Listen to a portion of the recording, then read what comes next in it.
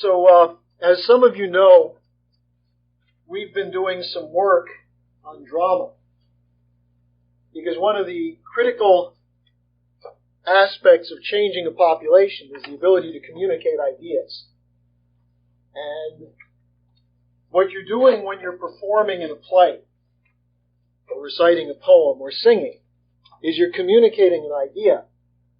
And presumably, if you do it with the classical repertoire, you have an idea which, in the hands of one of the great thinkers, someone like a Mozart. Today, Ed was doing some work on the Mozart Requiem, just getting prepared to do some accompaniment.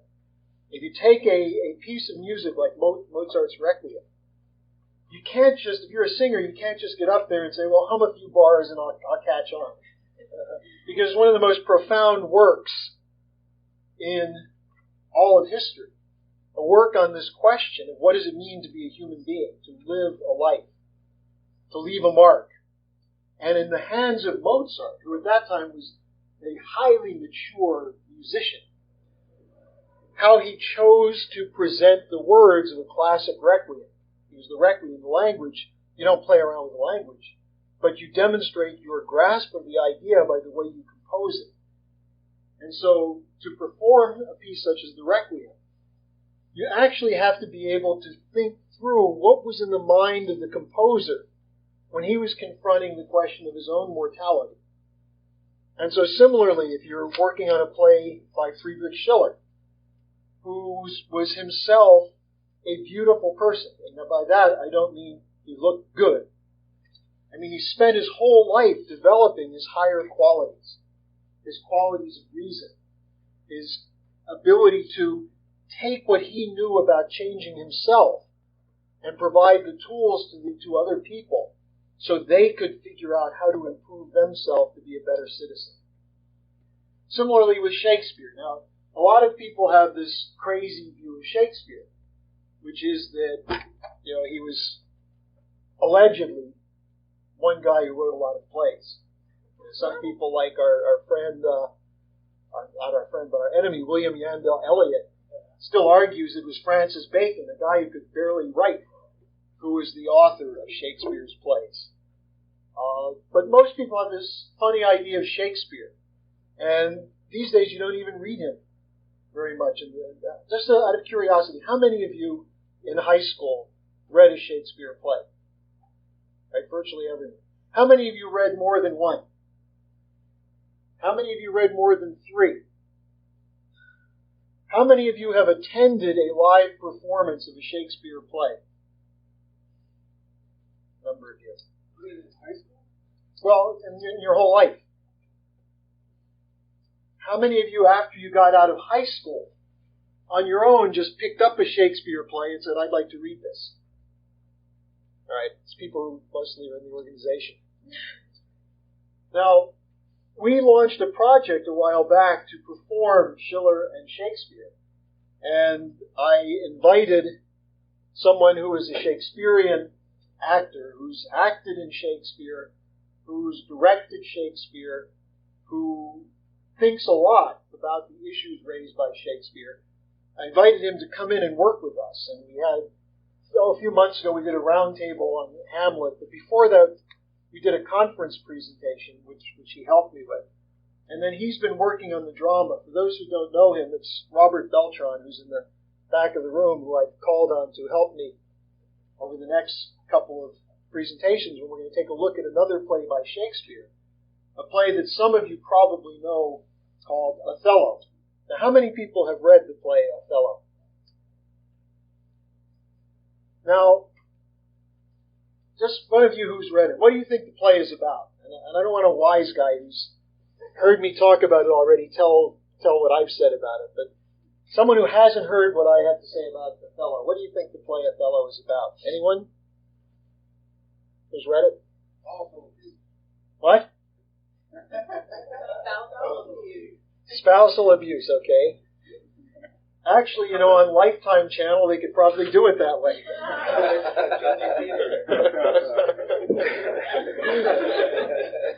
Typical male oppresses his wife. Yeah, okay. Well, what I'm going to do is take tonight and part of Saturday to give you a sense of the background of the play Othello, so that when we get into the play, you see something more to it than the question of spousal abuse. Because the play was written in a specific context, in a moment when England was under attack. The nature of England, would it be a republic? Would England be a monarchical republic? Would it be an empire? This was the issue when Shakespeare was writing.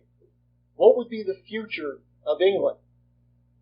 And you can't understand his works without understanding that on top of everything else that he was, Shakespeare was a patriot who had a profound commitment to the idea of the Tudor, and by that I mean the Tudor family monarchy, which was brought in by one of the few really good kings of England, Henry VII. And Shakespeare knew that the Tudor dynasty was threatened. In fact, while he was still alive, the Tudors died out. Queen Elizabeth was the last Tudor monarch. 1603 for Elizabeth is when she died. Henry VII was 1485. He became the king. So there was a period of time in which England was moving ahead, 1485 to about 1511, 1508. Then a period of time for over 100 years in which there was an intense battle in England, which then continued through most of the 17th century, right up to the end of the 17th century, over what would be the nature of England. And Shakespeare, being a part of a political grouping, by that I don't mean he was a card-carrying party member or something, but he was part of a grouping of intellectuals who, in the tradition, the Republican tradition, going back to the Republican tradition in Greece of Socrates and Plato, and the theatrical or the dramatic tradition, the classical tradition of drama, of Aeschylus and Sophocles, Shakespeare took upon himself the responsibility to present ideas to his audience that could help them become better people and hopefully better governors of their island. And so to understand what Shakespeare was involved in, I'm going to be introducing, and for some of you who were here a week and a half ago, I gave an initial introduction. There's a whole lot that can be said about this topic. But we're going to take a look at the real issue that's behind the play, Othello.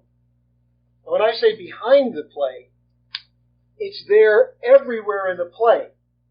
But if you're a modern English professor teaching this in a class called The Shakespearean World in Our Day, or something like that, you'd miss it. Now, who knows where Othello is set? John? Yes. Othello is set in Venice. Do you think Shakespeare just wanted to do that? He just thought it would be cool to put it in Venice, or do you think there was a reason? Well, what we're going to look at is why Venice. Imperial Venice, sometimes mistakenly called Republican Venice. And what I want to give you a sense of is something that's clear to Shakespeare called Venetian Method. That is, the method by which the Venetians sought to subvert the idea of a republic. And why was this so important? Because in Shakespeare's day, the Venetians directly, with Venetian agents, were in England, trying to sabotage and destroy what potential remained of England to become a republic, and transform England into the new Venetian Empire. And unfortunately, they were ultimately successful. And some of the questions Nick was posing today, don't drop out of your mind for a moment this question of the oligarchy that he talked about in his briefing, the idea of the utopians, because what you're going to see is that the methods applied by the Venetians from 1177 up to the time of Shakespeare at the end of the 1500s, early 1600s, the methods were exactly the same. And the same methods of the Venetians today live on through such people as the self-proclaimed Vulcans, which is the name that Condoleezza Rice gave to the crew of people who today want a war against Iraq. For what purpose? To transform the United States into a global empire. So we'll start with this question of republic, the battle for a republic. Now, some of you have been attending the Sunday night sessions where we are involved in reading Plato. Those of you who haven't been doing that, I would urge you to start coming. What time is it? 6, 7? 7. 7:30? All right, 7. Because right now we're reading the Republic, right? We're better to get an idea of what a republic is than Plato's Republic, since this was the first fully articulated discussion of what a republic is. And when I say a discussion of what a republic is, Plato doesn't say, what is a republic? A, this, B, that, C, that. And this will be on your test. But what Plato does is take you through a long, extended discussion of the most profound questions about how a nation should be run. What a human being is. How human beings interact and engage in a process of self-government. Because ultimately, the key concept of a republic is the concept of institutions of self-government. Now, the battle for a republic from the beginning, the two most important people, on one hand you have Plato, whose protagonist was his teacher, Socrates, the great dialoguer, the person who was the corrupter of youth. And why was Socrates a corrupter of youth? Because he insisted that you never say you know something unless you really know it. Socrates would be hated today. Because, people, you have a pollster and they go out there, what is your opinion on Saddam Hussein's weapons of mass destruction? They ask a person who could not possibly have an opinion that would mean anything, unless it's Scott Ritter. Now, there's a guy who has an opinion on weapons of mass destruction in Iraq, which has some weight since he was there for 5 or 6 years, investigating them, which is why the LA Times and the New York Times and the Wall Street Journal accuse him of being a fraud. Because he actually knows something about the topic. But most people have opinions on things. And Socrates would say, okay, that's your opinion, but what do you know about it? And this question of a republic and actually knowing how to discover truth and how to use the discovery of those truths to organize a society, including an economy, is the central issue of a republic. Now, Plato had a very important adversary who, to this day, again, if you go to Santa Monica City College and take Philosophy 101, they'll probably lie about Plato's leading adversary. They'll probably tell you he was a student of Plato who continued the work of Plato. That would be the equivalent of saying what? Well, I can't even think of something. No, Adolf Hitler continued the work of Moses Mendelssohn. Yeah. Aristotle dedicated his life to destroying the influence of Plato. And the way he destroyed it is he said, well, I come from the Platonic Academy, which Lynn, in an answer to Anna, said was a lie. That Aristotle was around those circles, but he never really attended. If he would have, Socrates or Plato would have kicked him out. He would have failed Philosophy 101 in Athens. But Aristotle set up a whole alternative system. And what we're going to look at is how this fight was the central fight that determines what you're doing right now. That those of you who are here who are not full-time members once you understand this fight, it will help you see why we're telling you you have to join the LaRouche campaign. And more than that, it will also help you get a better handle on what it means to live a good life and to get beyond this question of I'm just going to make it, I'm just going to get by. Actually, to go to the most fundamental question, which is what is the purpose of human life? And so in order to actually understand a play like Othello, you have to understand this battle. Now, I'm not going to go through Plato said this, Aristotle said that, but you'll get over the course of this discussion, provided you pay attention in your thinking, you'll get a very good understanding through the various exponents of the two views. Let me just tip you off. Shakespeare came out of the Platonic Conception. Now, what we're going to look at in particular is the relationship of the Church, that is the Catholic Church in Rome, and the temporal authorities, that is, the rulers of kingdoms, principalities, city-states, and others. And in looking at this, we're going to see how Venice became a power and how Venice became the power committed to destroying the conception of a republic. And here's the first lesson you need to know. What was Venice called politically? The Republic of Venice. So one of the ways you can destroy something is take its name and be the opposite of the conception. And the Aristotelian says, oh, well, Venice must be a republic because it's called the Republic of Venice. When it's the absolute antithesis of a republic. And the typical student of History 101 or Philosophy 101 would fall for that and take a class and they'd say, what was Venice? And you'd say, republic. Or they'd have its question. Venice is A republic. B, a city in California. C, a sex toy. And the person would probably put the city in California, which would be correct because it was never a republic. So you have to realize that the manipulation of ideas, the manipulation of people, can be done very easily, just by the name that's put on something. By the way, Aristotle's philosophy, part of his philosophy was known as nominalism, his philosophic method. And nominalism is essentially the practice of giving names to something. Since you can't know the essence of anything, because Aristotle said most of the world is unknowable. All we can know is that something exists and it exists in relationship to something else. So what can we really know? Can we know its essence? No. Can we know how it was created? Can we know where it's going? Not really. But we can name it.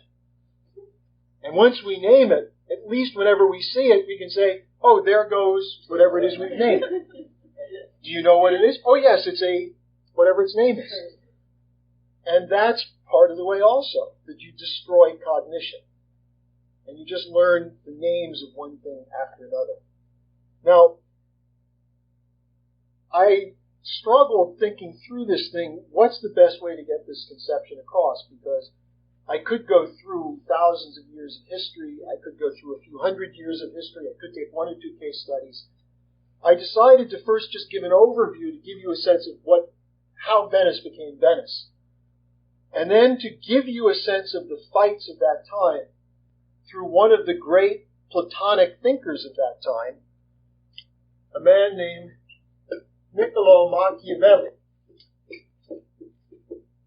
Now, Machiavelli is another example of what's done by historians who hate this Platonic tradition. They tell you Machiavelli was Machiavellian. What does Machiavellian mean? Clever, manipulative. Right? If you hear the word Machiavelli, if you know anything about history, this is what they tell you. Someone who's a cheater, they'll say, oh, that was a Machiavellian move he pulled. But actually, you'll find Machiavelli was a dedicated fighter for a republic. He was associated with the Republic of Florence. He was a person who despised the Republic of Venice because he knew it wasn't a republic. And so through his eyes, we can narrow down or get at this concept a little bit more. Now, I also debated whether we should go through a long discussion of the Crusades, because actually that's where this battle started. The first crusade was in 1096. Pope Urban II. He couldn't quite figure out how to conquer all of Europe and Christianize it. He had trouble controlling the local nobility, and so he said, let's go have a regime change in Jerusalem. And that was the first crusade. It's true, that's what it was. The initial regime change. Now, the issue of the Crusades, the thing I want you to know about this, is it brings up the question of this period, which is, are states subordinate to the church, or is the church subordinate to the states? Now, the popes and most of the people in the Curia, in the Vatican, argued that the states are subordinate to the church. And so this was an important battle. It was especially important because the church was generally corrupt. Through most of its history, there have been some popes who were courageous fighters, especially during the period of the Roman Empire. But there have been, the vast majority of popes have been corrupt. They may have been very pious, but they were serving the interests of certain families. They made deals, and you'll get directly from Machiavelli some of the history of this. But we start with an interesting battle in 1177. Now, what happened in 1177 is there was a pope named Alexander III. And he was having a lot of trouble with a man named Frederick Barbarossa, who was the emperor of the Holy Roman Empire. And the problem the Pope was having is that Frederick was saying that he was not going to subordinate his policies to the church because he thought the church was taking too much money. The church was harming the interests of the people of his realm. And so he actually threatened the Pope, at which point Pope Alexander III decided he needed a protector. And he ran to the lagoon known as Venice. Now, he appealed to the Venetians. You must save me to honor Christianity. And so the Venetians saw this as a chance to control the Pope. They didn't say, yes, it's our Christian duty. They said, it'd be pretty good if we had the Pope under our thumb. So they agreed, and they sent out a fleet. Now Venice, as you'll see in a few moments, is a lagoon in the armpit of Italy, the area where Italy separates from Yugoslavia and then Greece, in the Adriatic. They had a fleet because they were a trading power, although at that time they weren't that great a trading power. But they had a fight against the fleet of the Emperor Frederick Barbarossa, commanded by his son Otto. And the Venetians won. And they captured Otto and took him in. And the Pope, out of gratitude, named Venice the husband of the sea. Now this may sound like a story from Homer, the god of the sea marrying a city. But I'm going to show you they took this seriously. If we can have someone on the lights out there just so people can see this better. He was from the German states and Sicily. Let's see. Is that Otto the Wise? No, I'm not clear on all of the titles, and I don't think this Otto ever became king or emperor. But here you see the Pope giving the ring to the Doge. The Doge is basically Duke, the supreme commander of the council ruling Venice. This is Otto on his knees, having been defeated. And this is the ring that symbolized the marriage of Venice with the sea. The Venetians took this as the authority from the church to control the seas. And it was this moment which really represents the beginning of the Venetian expansion beyond the city-state built on a lagoon to become an empire. Now, a later follower of the Frederick of Barbarossa was Frederick II of Hoenshtalfit, who was a very important figure because he was an emperor who Christianized Prussia and yet himself preferred the Arabic language, was good friends with leading Muslim thinkers. When he launched a crusade, it was actually to bring together an alliance between Christianity and Islam. And needless to say, he was repeatedly excommunicated from the church. Now, Frederick II's defeat, which was led by the old nobility of Venice and Milan, his defeat led to a dark age. Because after he was defeated, all the internal alliances that existed in Europe broke down. And instead you had little kings and principalities and dukedoms. You had a collapse in the standard of living, a collapse in trade, the breakdown of the Vatican. You had the Pope at one point was kidnapped and taken to Avignon. And if any of you have ever had the wine Chateau Neuf de Pape, that basically means from the new house of the Pope. It's a French wine from Avignon. There was the Great Schism during this period. There was the 100 Years' War between England and France. There was the War of the Roses within England.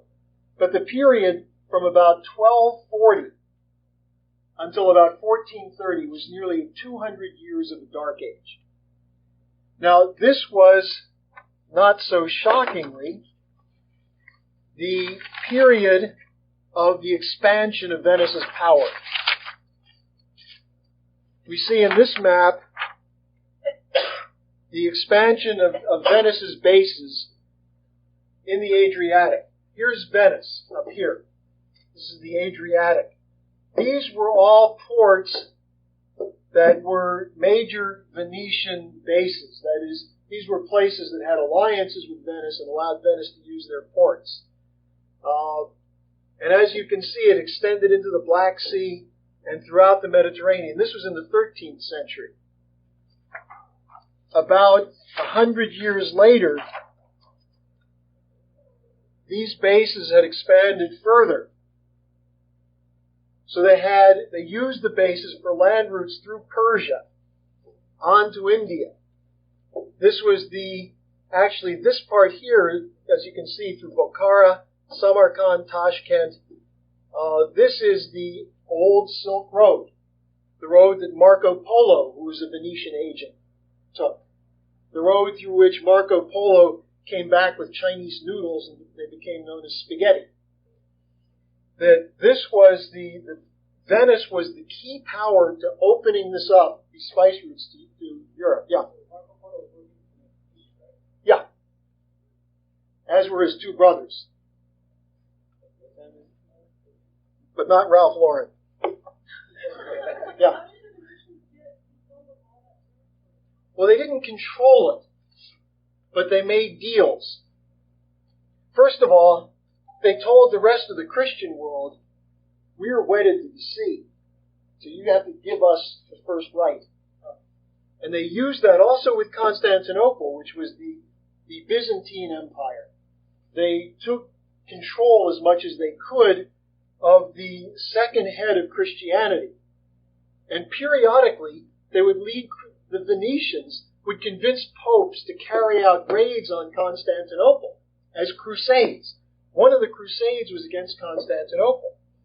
So the Venetians were running all kinds of operations. They made trade deals with the Persians, with the Baghdad Caliphate, and so on. But the Venetians were trading everywhere.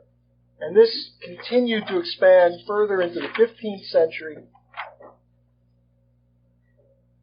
when you see that the Venetians by then had added all of these areas here, all of North Africa.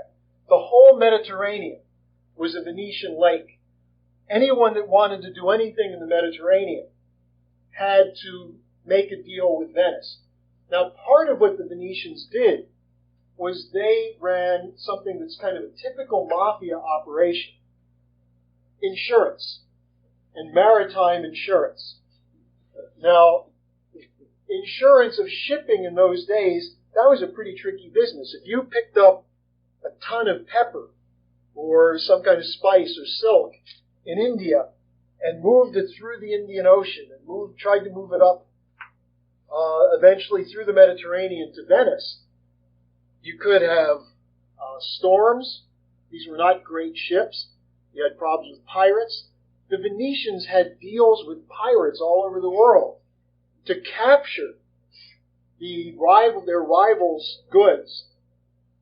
And the Venetians then when there was something uninsured, that is. But if you insured your goods through Venice, that is, you paid Venice a portion of the proceeds you get, chances were better that pirates wouldn't hit you. And so these were the kinds of things they did. They used typical, as I said, mafia-style operations. Now, as this Venetian operation spread, the Venetians became very instrumental in controlling the church, because their view was that if you could have a static world, that is the idea of a world that doesn't change, and that has to have ordering principles on earth that reflect the ordering principles in heaven. And the Venetians, being Aristotelians, said that the world was created at one time, God lost interest in it and left, and that's the way the world is. That change shouldn't occur, that's permanent fixed laws. And that, in fact, you need a hierarchical ordering of regimes to impose that order, to keep things under control. And the best way to do it is what way? To convince people that if they go against it, they're going against God. You might just be disagreeing with Venice, but the Venetians made their state a kind of God. And they said that if you defy our state, you're violating the natural order. And they basically tried to convince the church to control the popes to say, yes, it's the Venetian order, the Venetian Republic, that's the model. Now, in the process of this, the popes became increasingly corrupt. The church became corrupt. And out of this, in the early 1400s, because I told you before that the Dark Age started after Frederick II Hoenshtalfit. In the 1300s, there was a black plague that nearly wiped out a third of the population of Europe. Bubonic plague because the populations were weak, hungry, there wasn't enough goods, there was no sanitation. And so you had literally hundreds of thousands of people who died from this plague. And this kind of collapse continued up through the early 1400s. And the church said, that's because you're sinners. You're starving because you're sinners. You have to repent. And you had the flagellants who walked down the streets whipping themselves on festival days. It was quite a bizarre scene. Now, it was out of this that a genuine reform movement developed in the church. And that was around, let me put the lights on for a couple of minutes again. It was around a man named Nicholas of Cusa, a German, who was a Platonic thinker. And Cusa launched a fight to reform the church, to change the church, to reflect the principles of Plato, the idea of the perfectibility of man, the idea that there's always going to be change, but your institutions have to reflect those changes, that you can't have one established order forever, and that everything is just fitting into that order, but you have an order that's changing. And so Cusa said this should be reflected in the church. And in 1437 to 1439, there was a drive to set up an actual council to change the church. And the Pope at that time was Pius II. Now just keep that name in mind because we're going to come back to Pius in a little while. But Pius II.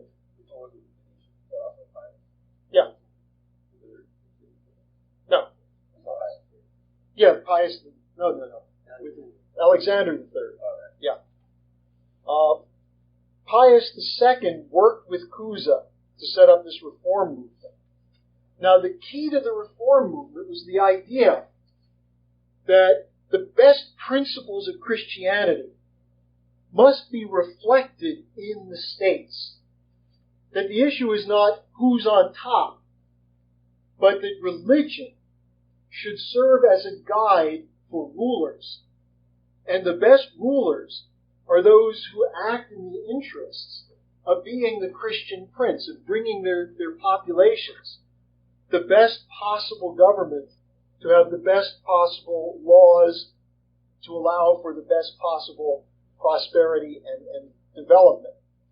This was what came out of the Council of Florence. I'm just giving you a real shortcut on this. I would encourage people to read Cusa, especially the Concordancia Cattolica. We have quite a bit of his writings that have been translated. By the way, these translations are somewhat unique because it's very, very difficult to find Cusa's works translated. Now, it was out of this movement of Cusa, 1437 to 39, the Council of Florence, that there was a very significant development. The first modern nation state. And that was France, under Louis XI. Now, that was in 1461. The key to Louis was that he was the first one who understood that if you apply the actual principles of Christianity to government, then that means that the best thing in government should be to provide every citizen with the best possible education. Provide every citizen with an opportunity to live securely, not as a serf or a human cattle, but to be lifted up in the sense that they see in themselves the potential for divine perfection. And you've got to remember, this is at a time when all of Europe was still quite backward, quite bestial, where you had literally roving gangs that would pillage, and people would sell their freedom to a local nobleman who would hire one gang to protect his neighborhood from a neighboring gang that would come to pillage. That people lived in terrible houses. They had sheep and goats living in the bedrooms with them, if they had bedrooms. And it was in this period that the idea of Christianity as not merely something to give you a goal after you die, but to bring the principles of heaven down to earth, which is what St. Augustine had talked about in the 5th century. This was the reform movement of Cusa, to use these Christian principles to run a nation. And Louis XI was the first one to do this. The second king to do that, as I said, in 1461, and Louis died in 1481. The second country to try this was England. And that was under Henry VII in 1485. And Henry came to power through a war against Richard III. One of the great Shakespeare plays is the play Richard III. Now, imagine what was happening all of a sudden. You had a world that previously was dominated by these empires who owed their power to the church, or the church owed its power to some of these emperors. And most of the population had very little miserable lives. And all of a sudden you had kings who said, the wealth of our nation depends on the improvement of every citizen. That's the Platonic concept of a republic. And so as the Renaissance, which of course you know this is the period around Cusa in particular that launched the Renaissance. What was the Renaissance? It was the rebirth of the ideas of classical Greek, especially Plato. And you had two different movements. One was the so-called Renaissance humanist movement, which was explicitly around Plato. But you had the continuation of the medieval scholastic movement, as it was called, which was based on Aristotle. And the scholastics were the ones who dominated Venice. The Venetians set up the school of Aristotle all over Italy, wherever they could go, especially Padua, and then in Venice itself. Yeah. Basically means Aristotelian. I mean, a scholastic was someone who would master Aristotle's arguments and do nothing but repeat them. Sort of like, the fellow we had at the Cadre School who was praising his UCLA professor of philosophy because he's memorized the works of Kant. What good is it to memorize the works of Kant unless you want to do some kind of self-torture? And so the scholastics were, in a sense, the other thing about the scholastics is they believed in the anti-Platonic school of the rhetoricians, which is that you should know all sides of every argument and be able to equally passionately argue all sides, because there is no ultimate truth. You can't discover the truth. But the Platonic faction said, you must discover truth. The whole purpose of education is to find out why things exist the way they do, so that you can use that to improve your society.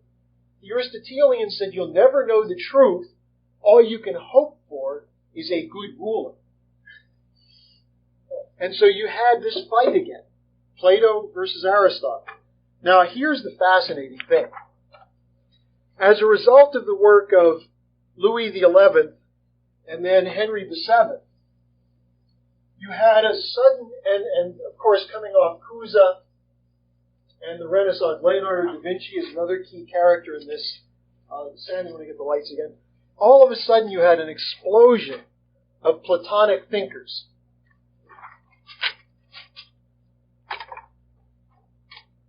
Erasmus of Rotterdam, one of the most important. Erasmus, if you read him, you find a couple things about him. First of all, he was hilarious. He loved to ridicule Aristotelians. And the thing he liked especially about it is Aristotelians have no sense of humor. It's sort of like the people who are hired to write or the people who write for college newspapers. They have no sense of humor. You just have to read their attacks on us to realize that they have no idea. I mean, humor is not the only thing they don't understand, but the characteristic of an Aristotelian is that they can't laugh at their own foolishness. So one of Erasmus's great works is called the Praise of Folly, in which he starts out by talking about what a foolish man he is. Let me show you how. And it's a brilliant dialogue, which was dedicated to one of the other great Platonists who I'll introduce you to in a moment, Sir Thomas More. Now, Erasmus is, as a follower of Cusa and Plato, decided it was necessary once and for all to transform the church, because the church was corrupt. The church, after Cusa, after Pius, the church got taken over again by the Venetian network and was working against the Renaissance. And I'll get back to that in a few moments. So you had Erasmus in Rotterdam, who was coordinating a continent-wide network of Platonic schools where they studied Plato the way we do. They get together and read the works of Plato and debate them and argue it and use that to then advance the sciences. This occurred in England as well under the initial sponsorship of John Colet, who also worked with Thomas Grocyn. And they set up a Platonic school. And one of the great students that they had, who became a very good friend of Erasmus, was Sir Thomas More, one of the most important figures in English history. Thomas More, who I'll get back to in a moment. And there was also a network of these characters, Erasmians, in Spain. Cardinal Jimenez. When we talk about the evangelization of the New World, you essentially had two groups that came over here from Spain. One were the Aristotelian oligarchy, who believed in slavery, as Aristotle did, and who wanted to set up large landownings and just pillage and plunder. The other were the Erasmians, who came in and said, we're going to evangelize the Indians. We're going to bring them the best of our knowledge, the best of our music from Europe, and learn from them. Cardinal Jimenez was one of the leaders of this group. The other major character in this was Juan de Vives. So you had this network of Erasmian Platonists. What were they trying to do? They wanted to destroy the power of the European oligarchy. And that meant that they had to destroy Venice, because Venice was the center of this oligarchy. And Venice was, through its control, and Venice, if you go out and look this up, go to a good bookstore or a good library, and you'll find volumes of letters from the ambassador from Venice to the court of England, to the court of France, because they were spies. The Venetians developed the modern spy system. And they didn't just report on what was going on, they intervened to change how people think. This was the way the Venetians ran their operations. And so this Erasmian current said, we've got to develop England, France, and Spain as bulwarks of nationalism, as nation states that can defeat the oligarchical control in Rome and in Venice. And so in 1508, Sam, you can put the lights on again for a moment. In 1508, they came together, England, Spain, France, Genoa, and the Vatican, to form something called the League of Cambrie.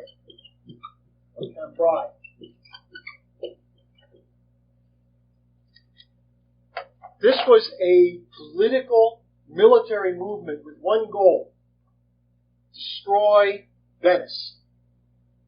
And from 1508 to 1510, they moved toward Venice. They defeated some of the Venetian-controlled city-states on the way. The problem was that at this period of time, you had a breakdown of the political leadership behind it. Henry VII died and was replaced by his second son, Henry VIII, who's best known for having so many wives. The Ferdinand Isabella of Spain, who had problems, largely due to the church, Isabella died, and Ferdinand was not all that sharp. And in France, you had a breakdown of the political leadership. So by 1510, the Venetians saw their chance. So they went and they bribed the Pope, Julius II. And they convinced the Pope that he had to switch sides. And when he pulled out of the League of Cambrie, that ensured the victory of Venice, because the League collapsed and the Venetians became the most powerful force. Now, there's a famous painting to give you a sense of the self-conception of the Venetians. Just wait a second here. This is a painting of Venice. Now here's the imperial lion of Venice. And the rest of Europe is coming down, this is the Venetian self-conception, to slay the lion, to destroy Venice. Now, the painter of this one is Palma Giovanni. It's not a remarkable painting except for the concept. And of course, the angels want to put the crown on the Doge. This is the Doge, who you'll see in this other painting, Leonardo Loredan.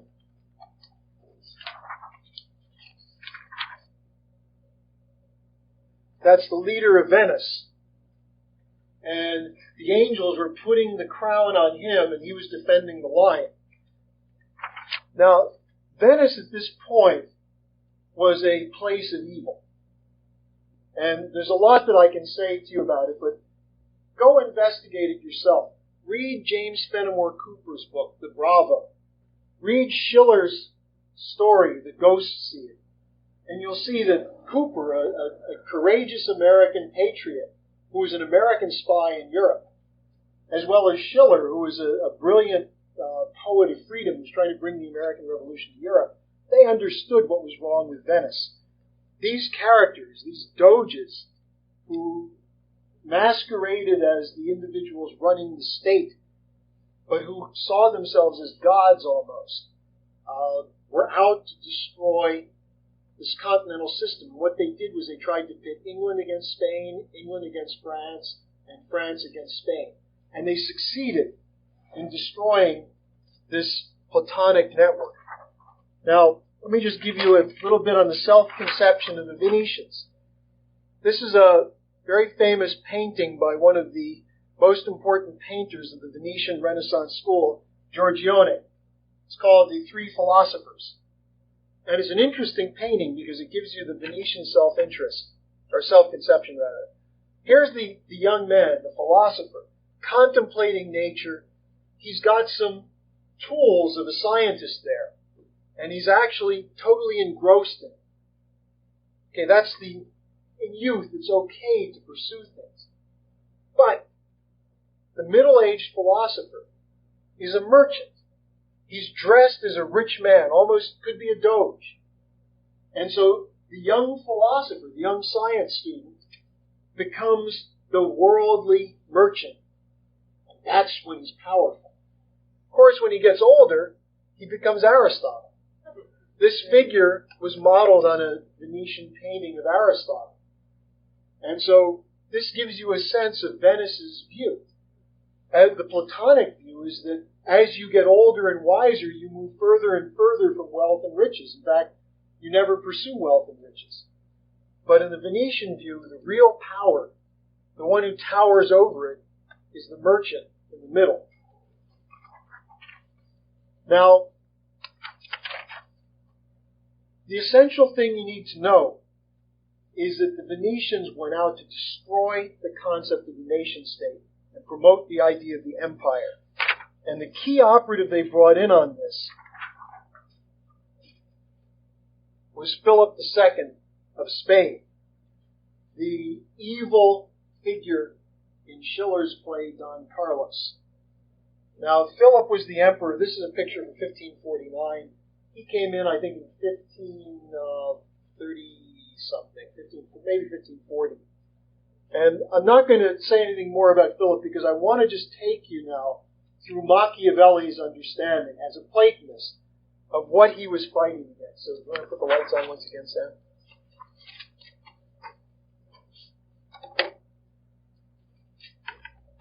Now, I'm going to give you some of the, just a thumbnail sketch of Machiavelli as a Platonist, his view. First of all, Machiavelli is often accused of being cunning, sly. He had no real belief except power. They portray him as the power-hungry schemer. But in fact, he was a dedicated Republican, committed to the concept of a constitution. On his idea of a republic, he said it's not the Venetian Republic. A republic could be guided by a reformed church, but not by a corrupted church.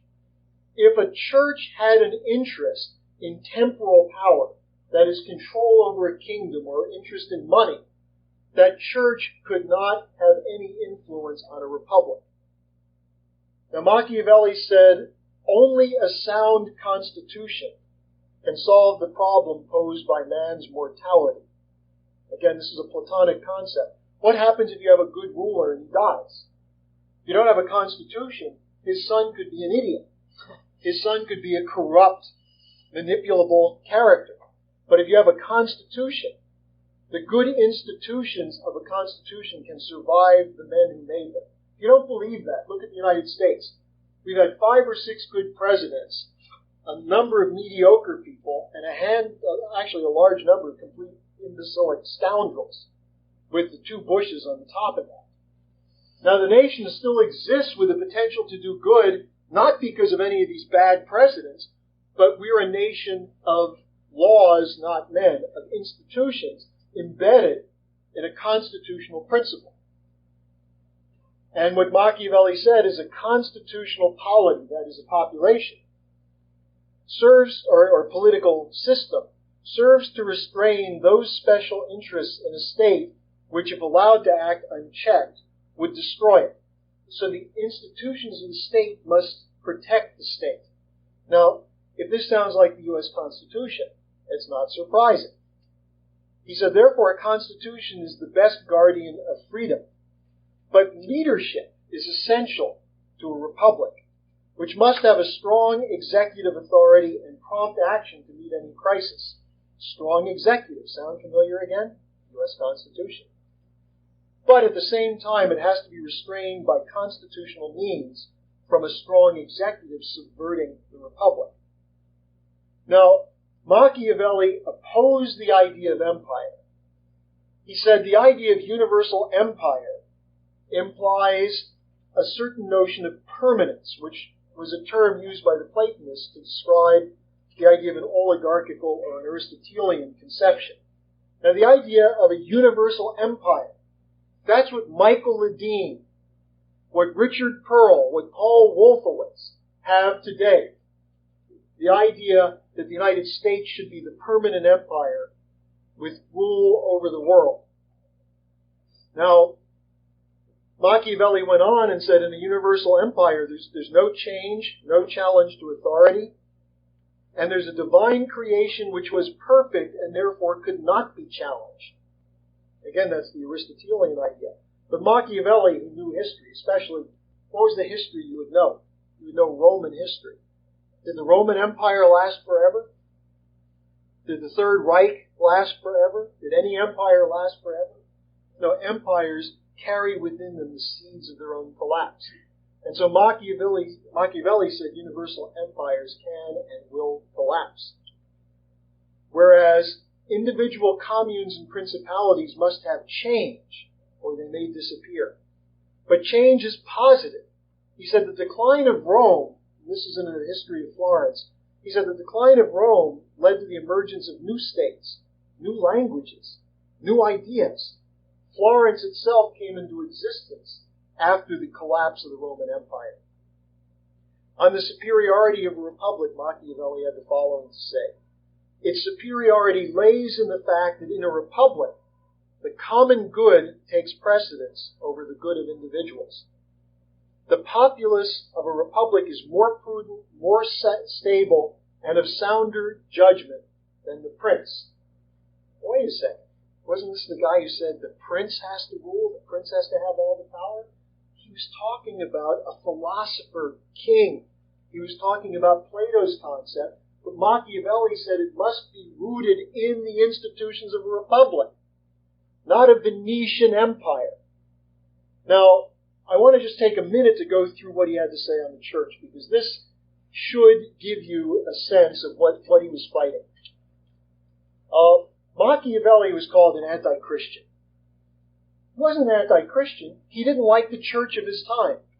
You know, Percy Shelley is called anti-Christian. He just didn't like the Church of England of his time. Again, the label is put on. But here's what Machiavelli said. In his history of Florence, he reports how corrupt the popes were.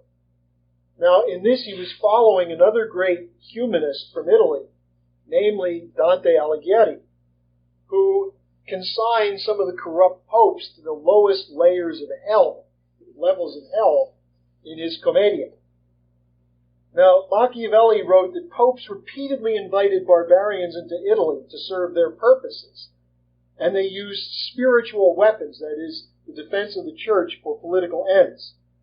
He said, and this is from the history of Florence, the many wars that were carried on by barbarians in Italy were for the most part caused by the popes, and the many barbarians that flooded her were usually summoned by them.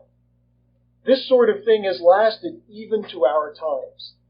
It has kept and now keeps Italy disunited and weak. It will be evident that the popes, first with censures, and then, which is where they censure someone, that is, they take away the power of a local authority, and then with censures and arms at the same time, mixed with indulgences, excited fear and awe. In other words, the popes, instead of being instruments of God's will on earth, became users of power, of threats, to get what they wanted. Now, he talked about how the popes were responsible for increasing instability in Italy. Thus, the pontiffs, now through love for religion, now through their personal ambition, did not cease to provoke new dissensions in Italy and to stir up new wars. And when they made a prince powerful, they repented of it and sought his ruin.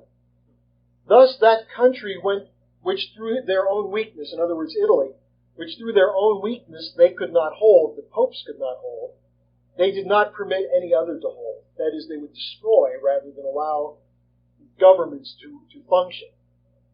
Now, he said, whereas the Pope had, according to custom, been confirmed by the Emperor previously, the Emperor, for his election, now had need of the Pope, and the Empire kept on losing its officials and the Church gaining them. By these means, continually, there was an increase in her authority over temporal princes. Now, Machiavelli was attacking the corruption of the Church. He was a reformer in the tradition of Cusa. And when he wrote about Christian education, he was talking about the education under the control of the scholastics. He said that it's this education which was responsible for the fact that we see in this world fewer republics than there used to be of old, and that consequently, in peoples, we do not find the same love of liberty as there was then. This is the result of the worthlessness of men who have interpreted our religion according to sloth and not according to vigor. In other words, they didn't fight for the ideas of Christ, the message, the mission of Christ, but they plopped themselves down and ruled for whatever wealth they could extract. He said, a proper understanding of Christianity allows us the betterment and defense of our country, and intends that we love and honor her, and prepare ourselves to be such that we can defend her. But the Church, going into local issues, local concerns, in fact, taking over local governments, does more damage to the Church than it does to those it attacks. He said, for example, about Boniface VIII, who had attacked the Colonna, who were one of the families in Florence. He said, this, although it somewhat injured them, the Colonnas, injured the Church still more, because that weapon, which through love of the faith he might have used effectively, when through personal ambition it was turned against Christians, began to stop cutting. In other words, the love of this mission of Christ, love of the faith, was replaced by just the personal concerns that destroyed the Church. Now, on reforming the Church, Machiavelli said, the reform of the Church should be based on the same principles as reforming political institutions, as a corrupt Church, like a corrupted state, requires rebirth. What kind of rebirth? I say that those changes that take them back toward their beginnings, and therefore those are best organized and have longest life, that through their institutions can often renew themselves. Think about what Thomas Jefferson wrote in the Declaration of Independence. That you always have the right to renew yourself whenever there's a new tyranny that comes up. These ideas I'm reading to you, were not limited to this European context, but are part of the Republican movement that founded this country. He said, the way to renew them is to carry them back to their beginnings, because all the beginnings of religions and republics and of kingdoms must possess some goodness by means of which they gain their first reputation and their first growth. Now, what I want to do is just finish by discussing how this European-wide battle took off, what actually happened after 1511. The League of Cambrie was defeated.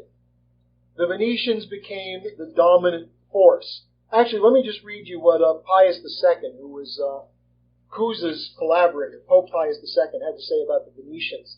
This was in a papal bull he wrote in 1460, in which he was denouncing this idea of the power of the oligarchy, even though he himself did not like real republics. Pope Pius II said, the Venetians behave with the good faith characteristic of barbarians, or after the manner of traders whose nature it is to weigh everything by utility. But what he said, do fish care about law? Now fish, he's referring back to that ring, remember that? The Venetians are wedded to the sea. That's why they're the trading country. So here's what he said. As among brute beasts, aquatic creatures have the least intelligence. So among human beings, the Venetians are the least just and the least capable of humanity. And naturally, for they live on the sea and pass their lives in water. They use ships instead of horses. They are not so much companions of men as of fish and comrades of marine monsters. They please only themselves, and while they talk, they listen to and admire themselves. They are hypocrites. They wish to appear Christians before the world, but in reality they never think of God. And except for the state, which they regard as a deity, they hold nothing sacred, nothing holy. To a Venetian, that is just, which is for the good of the state. That is pious, which increases the empire. They are allowed to do anything that will bring them to supreme power. All law and right may be violated for the sake of power. Now, this was a pope who understood the problems of the Venetians. Pius II, the same one who worked with Cusa to set up the Council of Florence. Now, for the sake of time, I'm going to leave this last part that I was going to cover for Saturday night as the final point here, because what's really crucial is to see what the Venetians did after 1511. Because they did two things, typical Venetian. They saw this reform movement of Erasmus, which was trying to change the church. After Pius II died, the Venetians took over the control of the church. And they used the church. And outside of the brief period of time when the Pope joined the League of Cambrie, after 1511, they were the defenders of the faith. But at the same time, so that a reform would not be successful under the rule or under the impetus of the Platonists, the Venetians launched their own Reformation. And Martin Luther came to prominence as a Venetian operative. Not that Luther knew it. According to Erik Erikson, Luther's biggest problem was that he was totally constipated. And he spent hours trying to move his bowels, praying for release. And it was from this he discovered the doctrine of salvation by grace. Now that's a bit of psychohistory from Professor Erik Erikson. I don't know if it's true. It's a good story.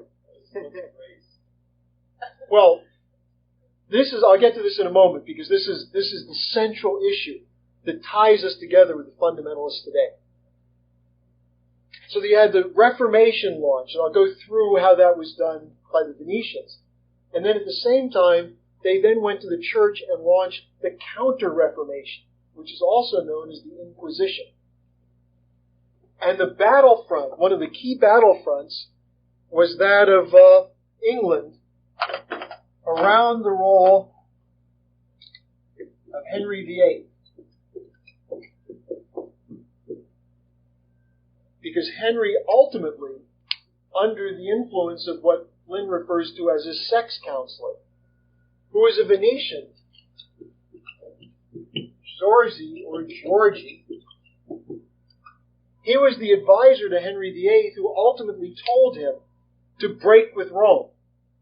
And that ensured that Luther's Mishegas down in southern Germany, where Luther was fighting against the church, Henry VIII's break meant that there was going to be a break with the church, and that paved the way for the Counter-Reformation.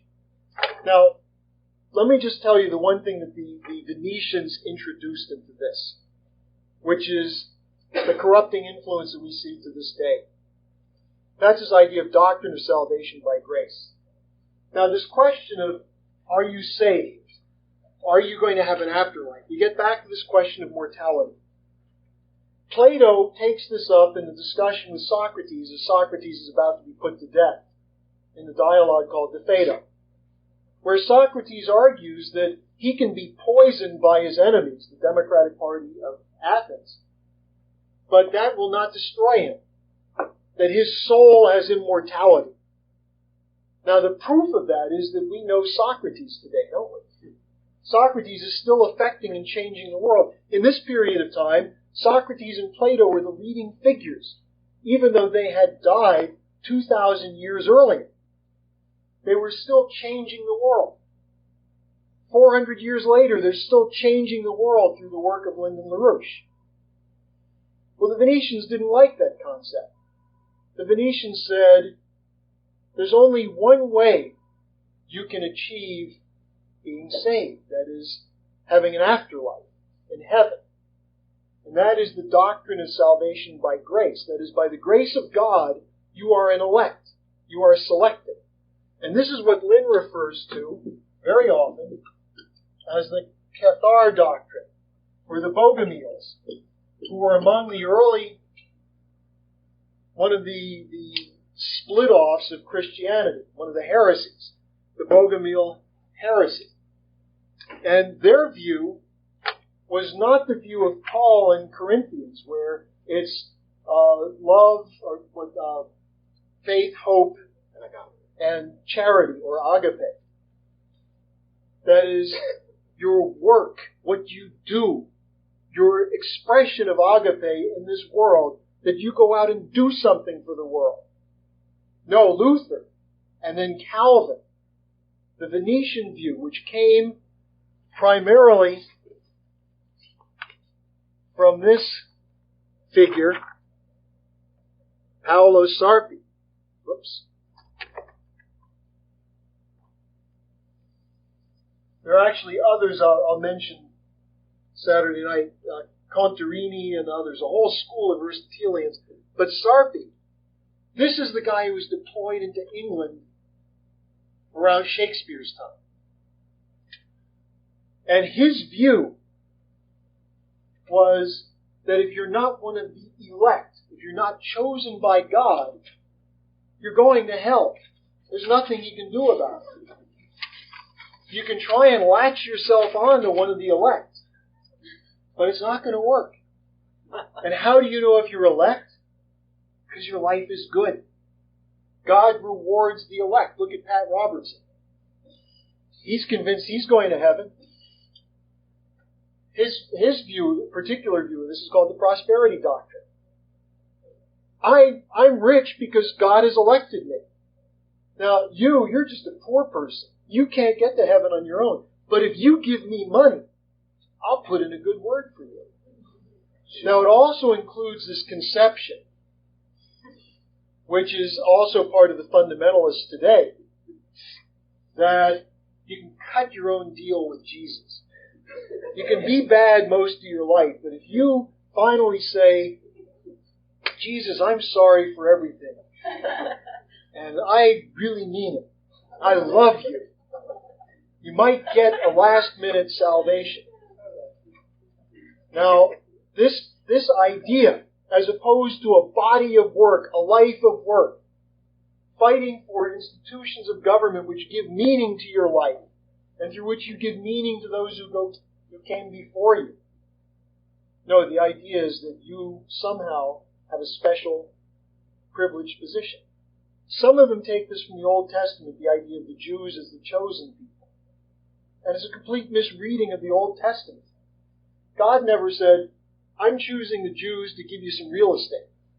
And if you take care of this real estate, I'll let you blow up Palestinians, and I'll let you expand it, and each piece of real estate is more precious. No, the idea of the chosen people is you're chosen to demonstrate the principles of one God invisible. That you will act for the good without any immediate tangible reason. Not for money, not for power, but because you understand there's got to be some higher authority that created this world and that gave you the power to do good. What do the prophets always talk about in the Old Testament? If you aren't doing good, you're going to hell. They don't say, just have faith. Pray out loud a lot in public so people see you. And maybe God will choose you and you'll have salvation. You know, these people who drive around with signed little bumper stickers, when the rapture comes, this car will be without a driver. unmanned or something like that. It's that kind of arrogance. That's this Venetian religious view. Not that you fight for a state. You fight to develop yourself to do God's work. Now, this battle in England, which I'll go over for the first 10 or 15 minutes, 20 minutes on Saturday, and then we're going to start talking about the play Othello. You'll get a sense that this is what Shakespeare was fighting, this character, this Venetian idea, which said we use the church when we control it. When we can't control it, we fight it. Because they're not interested, as Pius II said, in God. They're interested in the power of their state. This is the view of the utopians today. Now, just to give you two final examples of this. First, we have one of the so-called great battles in history where the Venetians in 1571 led a mobilization to save Christianity from the Turk.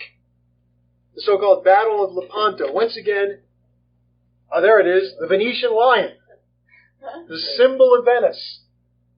And it's the Venetians who are saving civilization from the Turk. And the Battle of Lepanto was when Venice, with Prince Juan of Austria, led the fight to defeat the Turks in this battle, which according to the Catholic fascist doctrine of Christendom College was the proof of the superiority of the Spanish domination, or the Spanish view of Catholicism.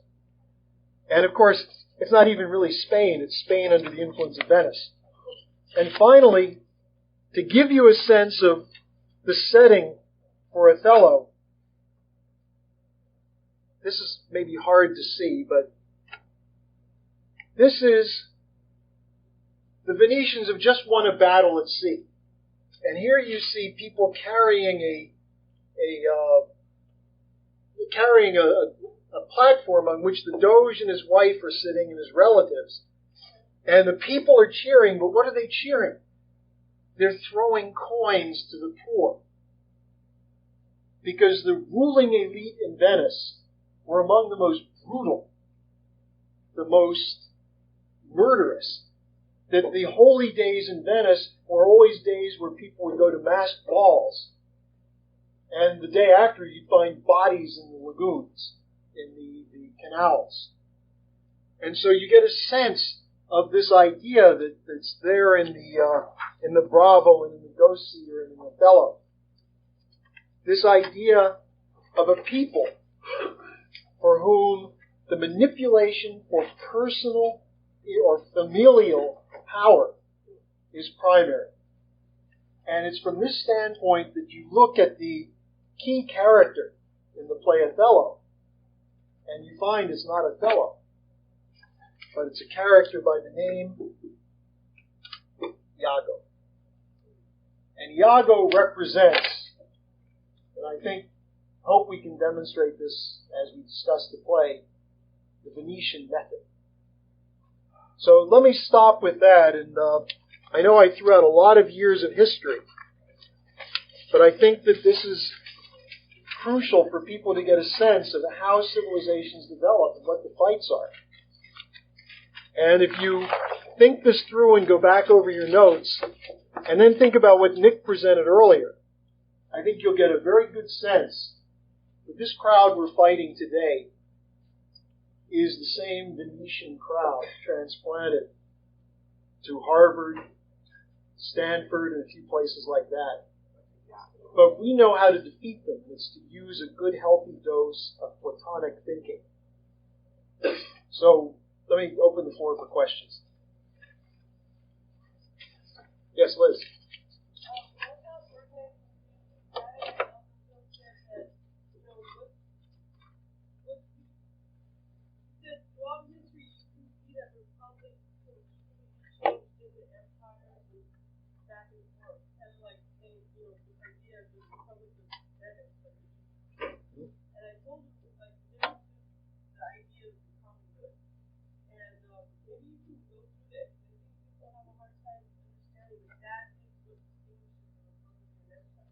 Well, the idea of a republic, or the idea of a nation state, is that you have institutions of government which are dedicated to the common good.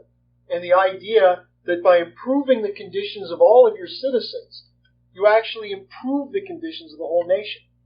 Now, it's not just some abstract philosophical concept, but if you have an economy, and this is LaRouche's concept of the common good, an economy which reflects these principles, what it means is that through the development of new technologies, parallel to the development of a higher living standard and educational standard of the population, that you're increasing the power over nature per capita and per square kilometer of the whole society.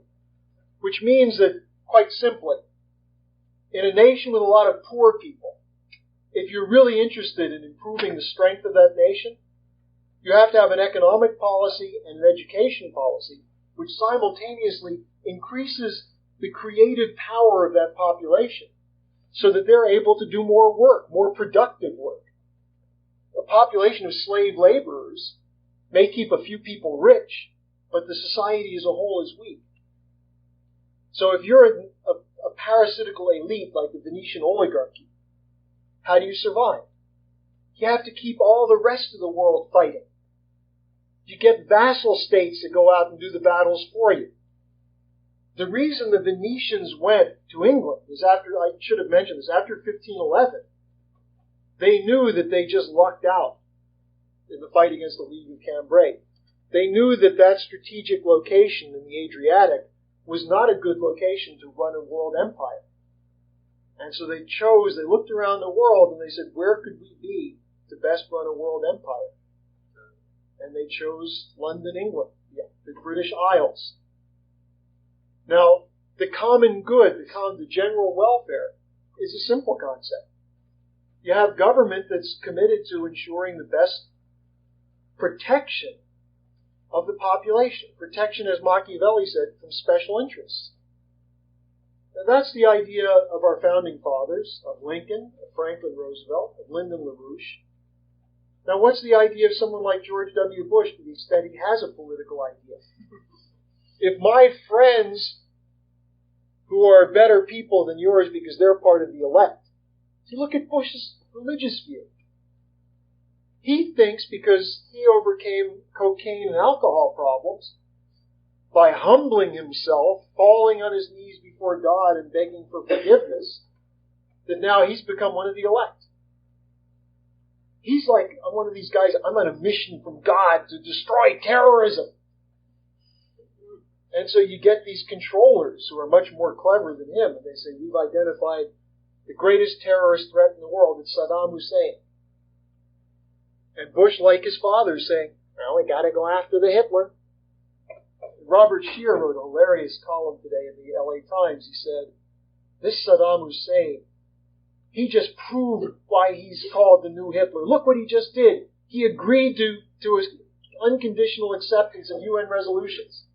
What a dastardly character. Now, Bush, with the conviction of a born-again Christian, is saying, well, I don't care if he has these, if there's no evidence of the weapons, that means he's more clever than we thought. Therefore, we have to go even more aggressively to get rid of him. And anybody who won't is an enemy of ours. So you have the general welfare on the one hand, which starts by saying, look, suppose Saddam Hussein is the worst guy in the world. You want to have peace in the Middle East? What's the best way to do it? You start with Palestine. You start with an Israeli-Palestinian agreement. Now, people who are stupid about this because they've been manipulated around the idea of the Holocaust and guilt over the Holocaust, and you can't criticize Israel because of the Holocaust and all this crap. Well, let's take a place that doesn't have many Jews. Korea. It's not that that's good or bad not having Jews. They just don't have it. But Korea had a war going on between North and South for 55 years. Now, what just happened in Korea? They're going to rebuild North Korea. They're going to have railroads. They're going to have economic development. The Japanese apologized to the North Koreans. The North Koreans apologized to the Japanese. And today they tore down the barbed wire that's been there since I think 1948. And they drove the first stake in the high-speed rail that's going to connect the southern tip of South Korea with Paris, France, going through North Korea. Woo. And who did it? One of the leaders of one of the axis of evil countries, North Korea. Once again, Bush was outfoxed. These damn axis of evil countries are getting pretty smart. Well, he's used to finding out that other people are clever. No, he usually doesn't find it out. You don't think someone's going to tell him that, do you? Condi Rice is going to go in and say, "Oh, Mr. President, we were outsmarted by that tin-horn dictator, Kim Jong-il." Well, of course not. Look, here's the funny thing. Last week, Koizumi, who's one of the worst leaders of a nation, the Prime Minister of Japan, you know what he was doing last week, a week ago today? He was at a Boston Red Sox game with Bush Sr.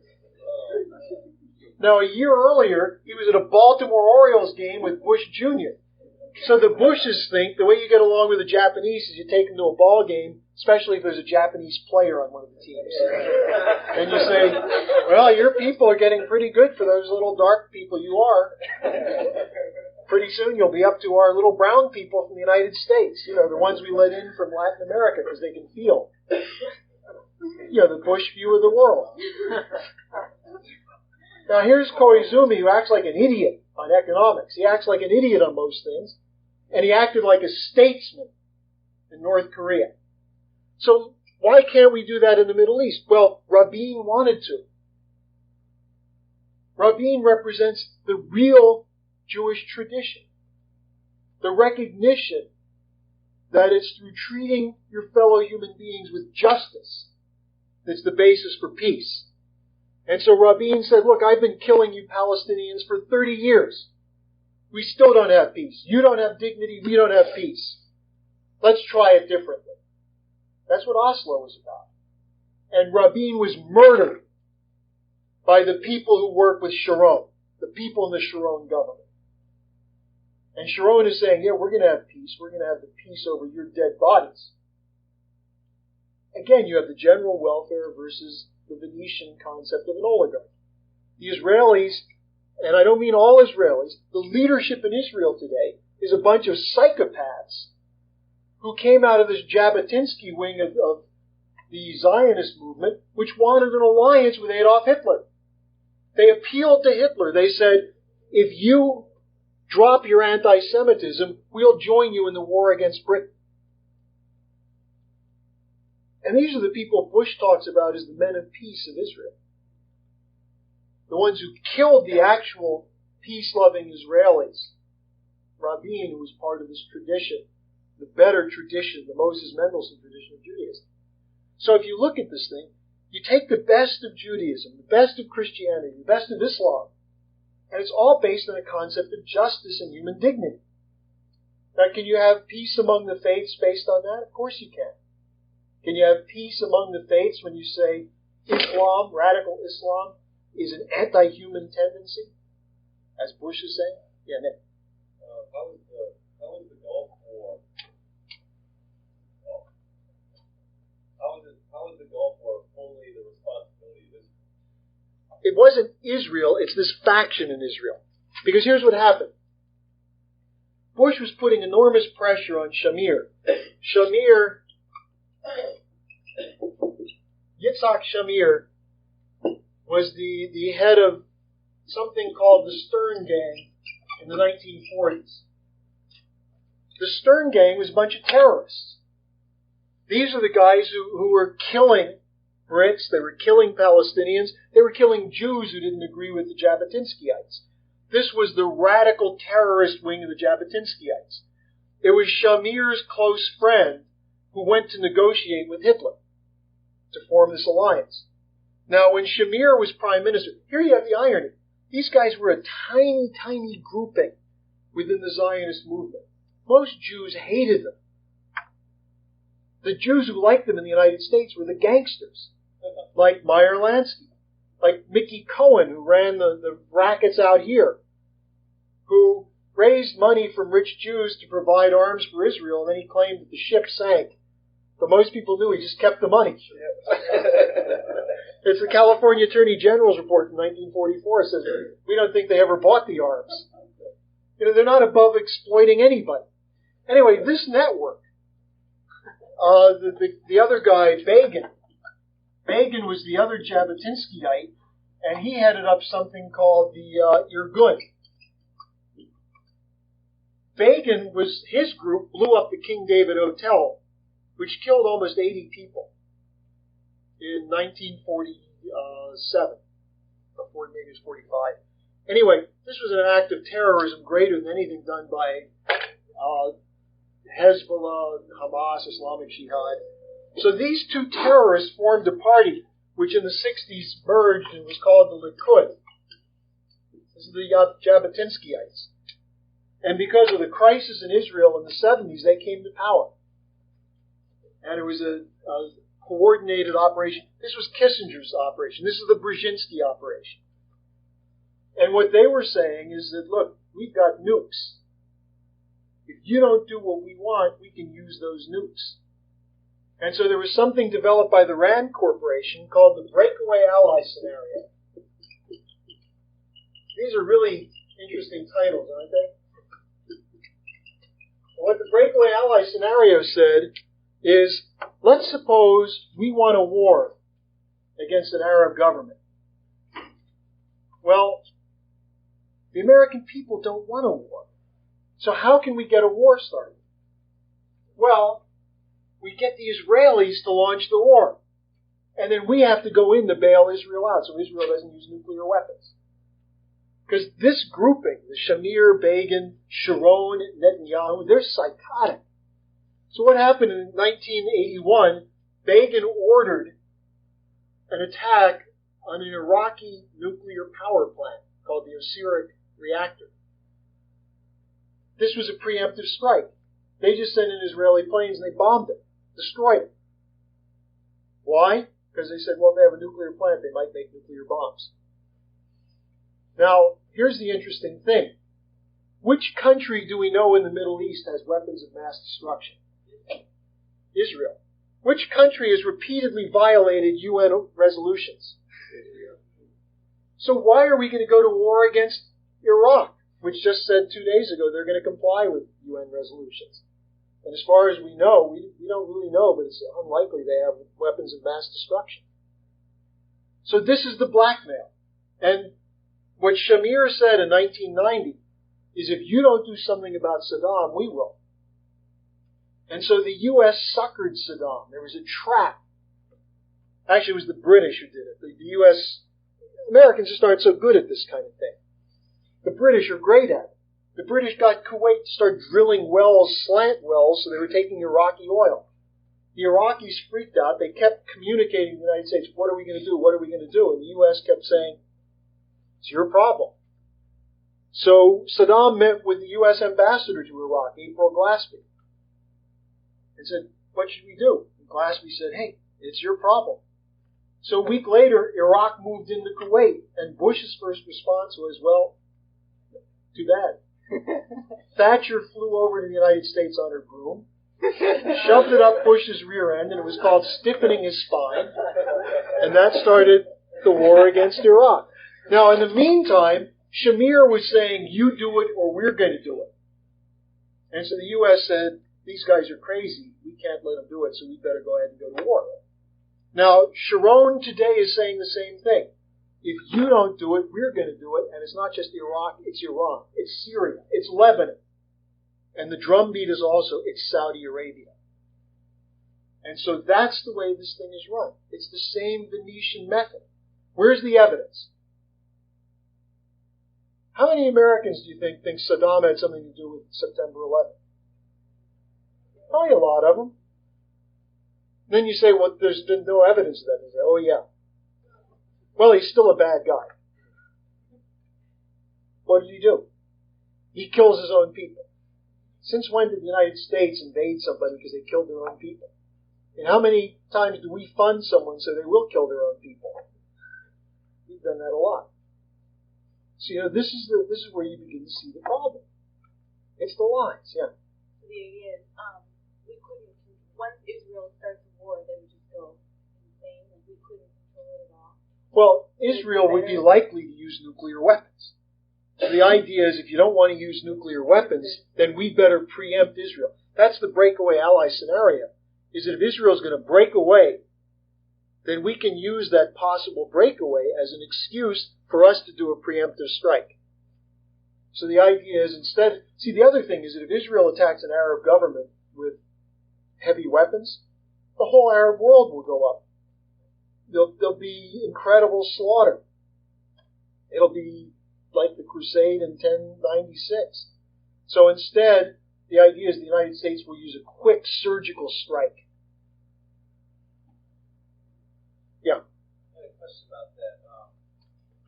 We've said if we go to war in Iraq, that would lead to the collapse of many of the governments in the Middle East. Why is that? Well,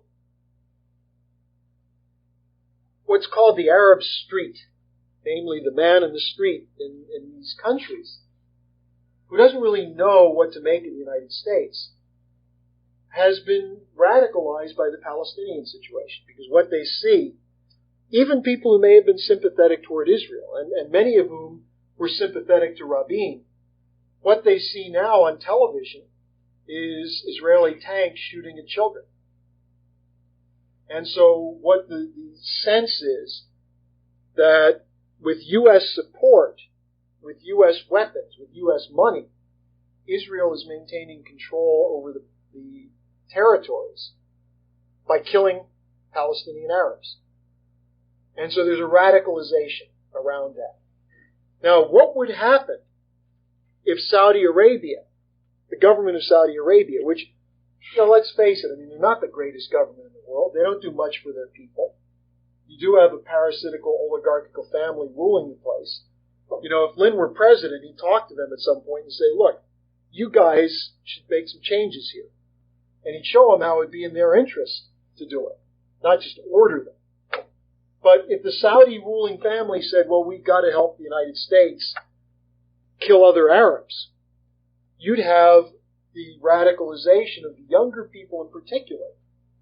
Like college students in Saudi Arabia have two options. If they're rich, they're going to live in Switzerland, the U.S., or somewhere in Europe. If they're not rich, they're going to spend most of their life hating the ruling family of Saudi Arabia. Now, what happens if you have a war in which more Palestinians are killed? If the Palestinians are driven out of the West Bank? If there's pictures of Baghdad in flames? They're going to go after the ruling families. Same thing could happen to King Abdullah II. His family got put in power in Jordan by the British. So what you'd have is the anger of the Arab world. Now, conversely, why is Lynn getting so much coverage in the Arab press? I mean, Lynn is not saying, let's have a jihad against Israel. Lynn is saying it's in the interest of the Arab world and of the Israelis, the Israeli people, and to the United States and Europe to have a policy of economic development in the Middle East. And so all of a sudden, day after day, there are articles about Lynn. The most recent was today. Did you mention this one, Vic, the Al-Jihad article? No. It's an article today, which is a brilliant article by an Arab that we don't know. And what he said is, yeah, look, everyone's saying it's about oil, and sure, the U.S. would like the Iraqi oil and the Saudi oil and so on. But it's not just about oil. And he writes about how in World War I, the issue was the effort to stop the Berlin to Baghdad Railroad and to stop the Trans-Siberian Railroad that would have hooked up Eurasia with the Middle East into Africa. And then he goes on to say that this policy today, the New Silk Road, is the policy of economist Lyndon LaRouche, and he says it's the only way to stop the economic collapse of the financial system. It's a brilliant article. He's absolutely on target because it's not just oil. So as these questions start being taken up in the Arab world, you're getting more sophisticated thinking. They're engaged in a Platonic dialogue with LaRouche. So what is being said now? They're saying, hey, Saddam, don't be an idiot. Don't act like a defiant kid and give Bush the excuse to go in and blow you up. That's what the Arab League basically said. So what does Saddam say? All right, come on in. Check us out. Bush is having shit fits right now. I want my war. And Karl Rove is saying, Bush, you better get a war or you're not going to win the election because people might ask, what's happening to my 401k? I mean, Bush might say, Saddam stole your 401k. But you can't get away with that. So Bush is freaked out. The people behind him are saying, doesn't matter what Saddam says, we've got to have a war. There's still terrorists out there. Now, what's the danger? Another September 11th. In Israel, in the United States. What do you think would happen if we had another major terrorist act? You'd have the war launched right away. Yeah, sure. Did you have a question, Charles? Are you done with this one? Yeah. Oh, okay, yeah. How does the British Prime Minister Margaret Thatcher tell the U.S. President George Bush what to do? Because she's got more balls than he does. She was known as the Iron Lady. And Thatcher was chosen because she was a very effective bully. You know, she had this little lap poodle named John Major who replaced her. The problem, look, George Bush Sr. is not exactly an intelligent man. His great statement in the 88 campaign is he was asked, what's your vision for the world? And he said, I'm not too good with the vision thing. Now you see where Bush Jr. gets his eloquence. And so what you've got is you've got these illiterates, and they bring in an obviously bright young woman, Condoleezza Rice. They just didn't tell them that Condoleezza Rice's teacher, her mentor, was Madeleine Albright's father. And you know how she got to be friends with Bush? When Bush Jr. was the hatchet man of Bush Sr.'s 92 campaign. Bush in 88, Bush Sr. had a guy named Lee Atwater, who was one of these Carville-type killers. You know, an excellent strategist to destroy opponents, an attack advisor. And he died of cancer, and before he died, he apologized to everyone for what he had done, because he wanted to cut a deal with Jesus.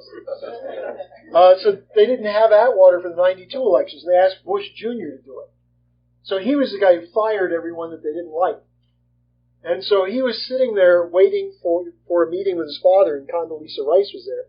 And Condoleezza Rice, besides being a protege of Madeleine Albright's father, is also a concert pianist. But she's also memorized 35 years of baseball statistics. That was her hobby. And so she was sitting there with Bush Jr., who at the time was the owner of the Texas Rangers baseball team. And while they were waiting for meetings with Bush Sr., they'd sit there talking baseball for hours. And so later, when Bush got the nomination, George Shultz, who was then the professor who had power of Condoleezza Rice, brought her down and said to Bush Jr., here's your guru. And he said, okay, in case I need to make a trade for a good shortstop, she'll know who it is. Yeah, they're saying that after her term in office, she might become a new baseball commissioner. So anyway, look, the problem you've got is these guys don't know what they're doing. And so Bush Jr. right now is being told this is the only way to safeguard the world. And this is what he starts to believe.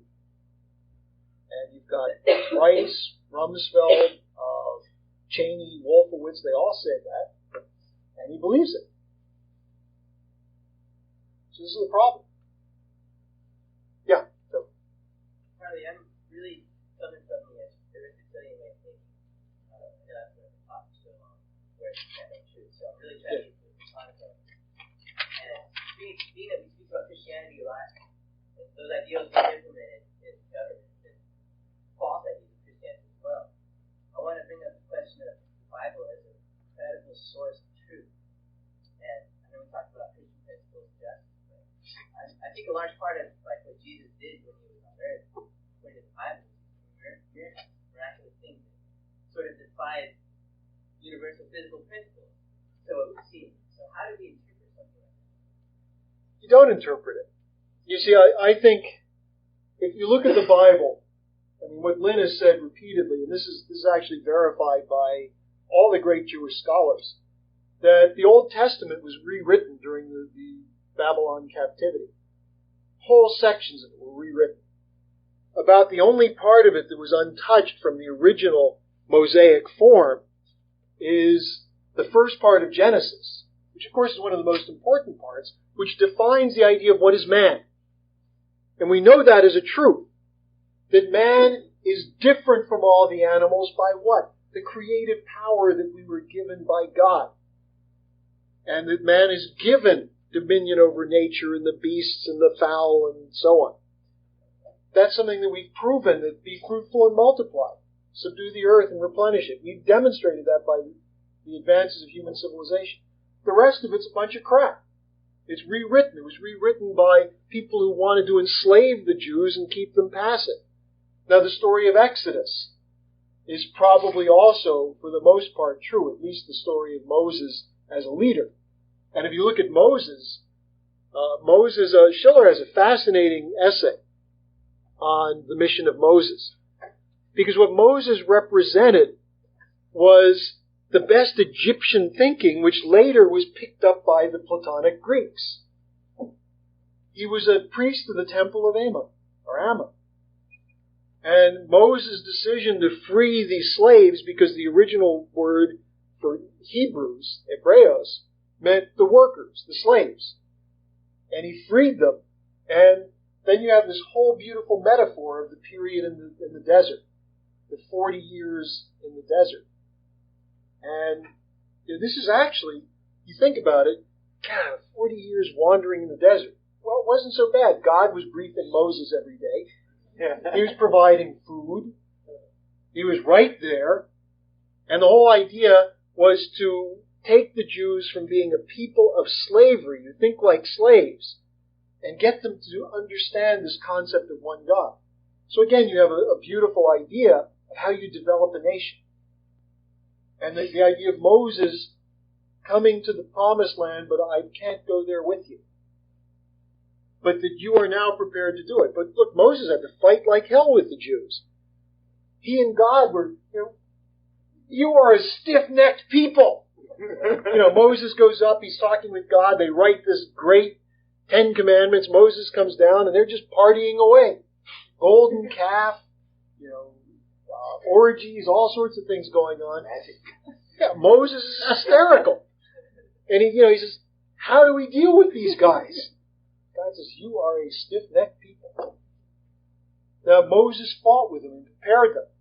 Because the trauma was what happens when you leave this self-contained situation in the desert and you go into the land of milk and honey where there are beautiful pagan cults, where there's not monogamy, where there's not the laws that you've been given. Will the Jews hold to this idea of one God? Now, other than that, most of what's in the Old Testament, you can take or leave. It's not really... The prophecies, well, people look at prophets in two ways. Most of what the prophets said was completely true. People were corrupt, therefore you're going to have chaos brought down upon you. If you violate natural law, you're going to get plagues, famine, war. What did Isaiah, what did Jeremiah, Ezekiel, what did these guys say? Repent or you face chaos. That's true. So again, you look at that. Now, the New Testament's a little different because it's centered around the mission of Jesus Christ. And if you read, this idea of providing the bread and the fishes and the wine and all of this, miracles, well, maybe, maybe not. The more important thing is, what was the mission of Jesus? What was his life about? It's about this idea of doing the good. And then you read especially the letters of Paul, the epistles of Paul, Corinthians. And what you see is filling out, putting some flesh on this idea. And this is, Paul was influenced by Plato. The early Christians were heavily influenced by the spread of the Greek ideas. Rabbi Philo of Alexandria had access to Plato in the great libraries in Alexandria, which had the works of Plato. So you had this Platonic current. In that sense, the New Testament in Christianity is heavily influenced by this Platonic current. The idea of the good. The idea, Paul's metaphor, we see now through a glass darkly. That is, you don't really see reality. It's like Plato's metaphor of the cave. And so the question then is, how do you know what to do? You have to have faith in the nature of man, the creative potential of man. The love of your fellow man is what guides you. And how do you live on this earth? It's a life of uncertainty, a life of hardship. You still live with the best, to look for the best in others and bring out the best in yourself.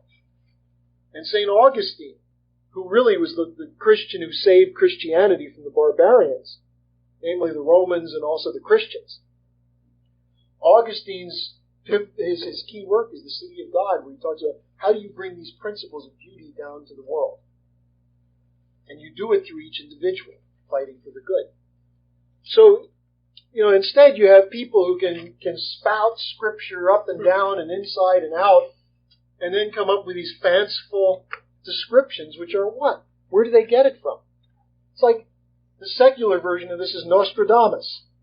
Now, some crackpot living in the 14th century predicted that Prince Charles was going to dump Diana and marry some woman who he said if he can't marry her, he wants to be her tampon. You read Nostradamus and it doesn't quite say that. You read the Revelation of St. John, and he doesn't quite say that Jacques Chirac is going to rally the faithful against the Antichrist. I mean, you look at these things and you realize that, if in fact that were true, then how come it wasn't true 400 years ago when they saw much more terrible times? So what people do when they say they're interpreting the Bible is they're trying to read it to fit their own scared sense that we're really nothing. Something outside of us has to provide our lives meaning. Therefore, the only way we can have salvation is through the grace of some higher power. Now, the Platonic conception, the conception of Schiller, the conception of Machiavelli and others in the Platonic current, of Paul, is that you have to act in imitation of Christ. You have to act in the interests of God. That's your mandate as a human being. Which means you have to discover truth, because you have to know what to do. Now, none of us are going to live long enough to discover all the truths, are we? So none of us will ever be perfect. But by learning from the discoveries of the past, by reliving those discoveries, we can develop ourselves as less imperfect. That's how you imitate Christ. And you take that and you apply those ideas to your temporal society. So that you're living today in a world where you're going to live for a short time. None of us is going to live very long, really, in the scope of history. You blink and you're gone. But you have a little bit of time. Now, what do you do with that time? You concern yourself with seeking pleasure? You try and run away from the pleasure so you can say, I'm going to be good. Every time I have a sexual fantasy, I'm going to whip myself. If that were the case, teenage boys, if they were being honest, would be perpetually getting whipped.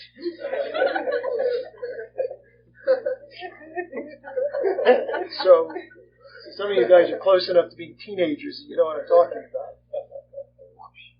You get a picture of the Doge of Venice and you're starting to have a fantasy. You know you're in trouble.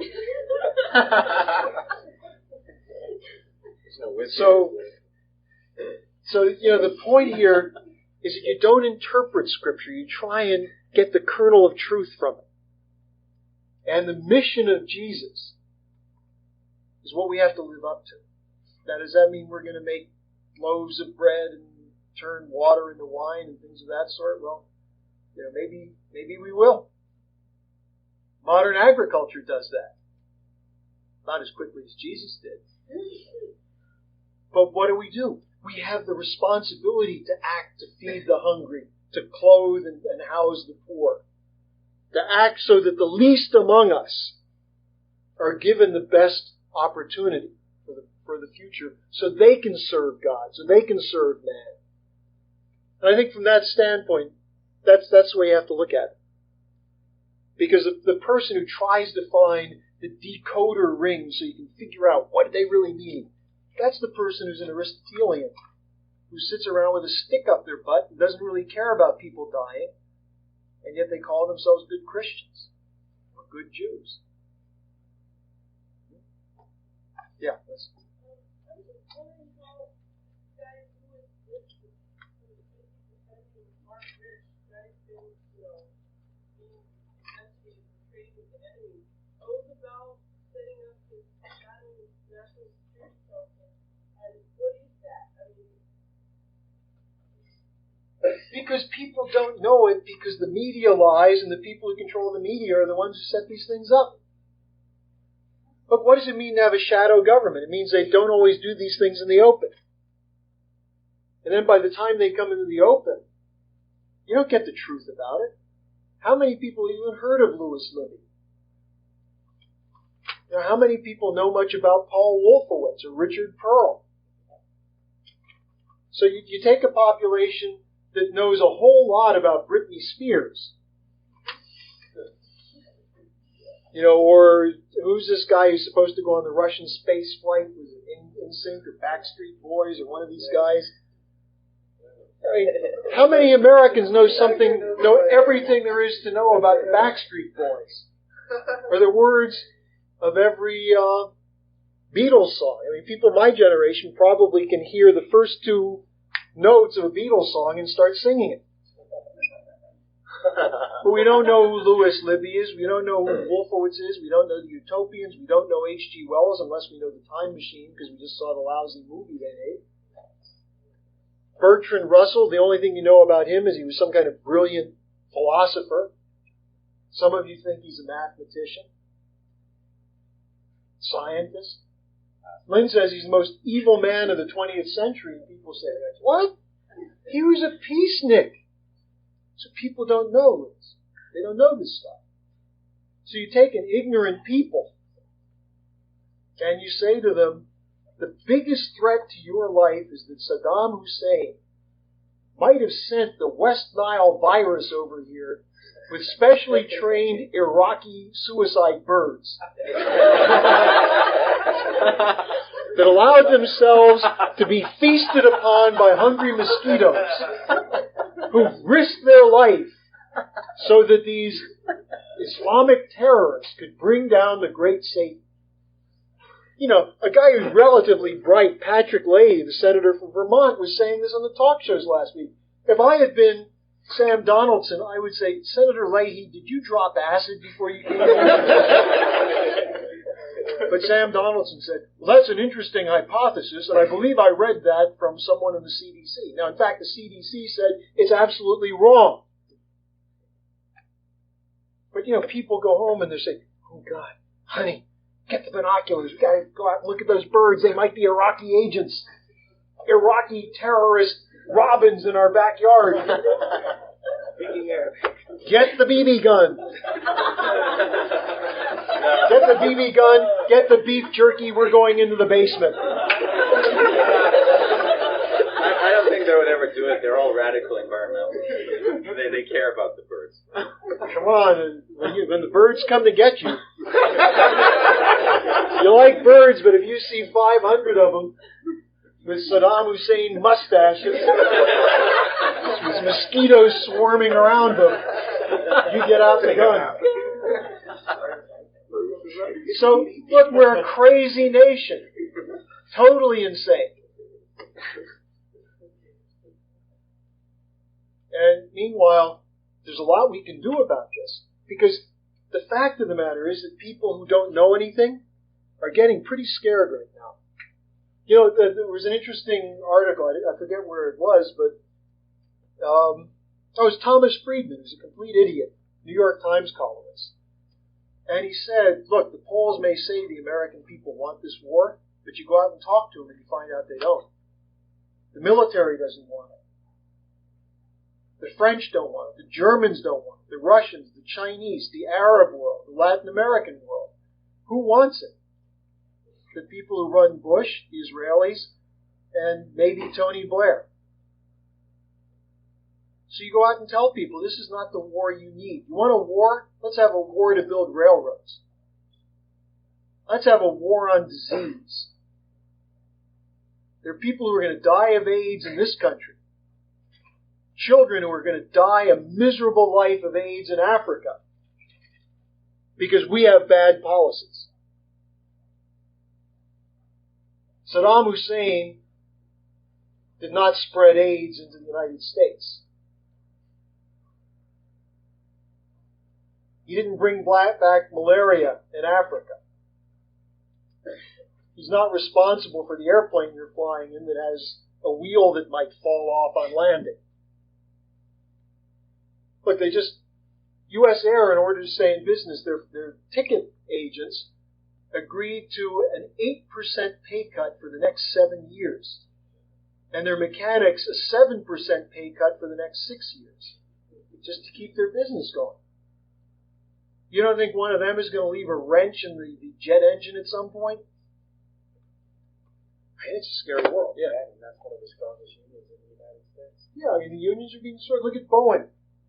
The Boeing workers were told, well, if you go on strike, you'll lose your job. And if you accept the contract, you're going to lose your job. So which way do you want to lose your job?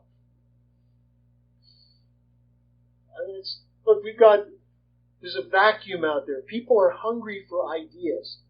So I think, Liz, the important thing is, and for all of you, take what you know. You don't have to know everything, but you know a few things. Most of you know that LaRouche has been right on his economic forecast for years. Many of you have figured out that he's right in terms of identifying who these guys are that want the war. If you haven't figured it out, sit down with us, we'll show you. And then you can discover it yourself. Then go out and tell people, look, you want to stop war? You want economic development? Here's a plan. Who else has a plan? Nobody. Who else is naming the names of the people pushing the war? So that's how you organize. Ed, you had a question? You said empires carry within them the seeds of their own collapse. Was that a quote from something? It's a quote from me. Original Schlanger? No, it's the seeds of their own collapse. That's a quote from someone. But now, what is it that empires do that cause that? An empire is based on the idea that they're going to be able to continually loot subject populations, including their own population. But they're going to keep their own population happy with a little bit of crumbs from the foreign populations they loot. Now, what happens in their own population when people suddenly say, hey, we're getting fewer crumbs? Or when their own population is having to send their children out to slaughter the opposition in the other countries that are really being looted. So that an empire is an inherently unstable proposition because it's based on people's acquiescing to power. Now, look, this is what Jesus fought. Jesus was fighting the Roman Empire. Not directly. He said, don't be suicidal lunatics and go out and try and take on Rome. Render unto Caesar that which is Caesar's. But be a human being. The way you fight an empire is you encourage people to act as human beings and recognize the dignity of other human beings. Now, in a republic, if you have disagreements, you elect people who will fight for your view. Now, we have a republic in principle, but most Americans don't know it. They think we have a democracy. That's what you're taught in school. Where's summer? Isn't that what they tell you? You went into your school and someone said, this is a republic, and people said, huh?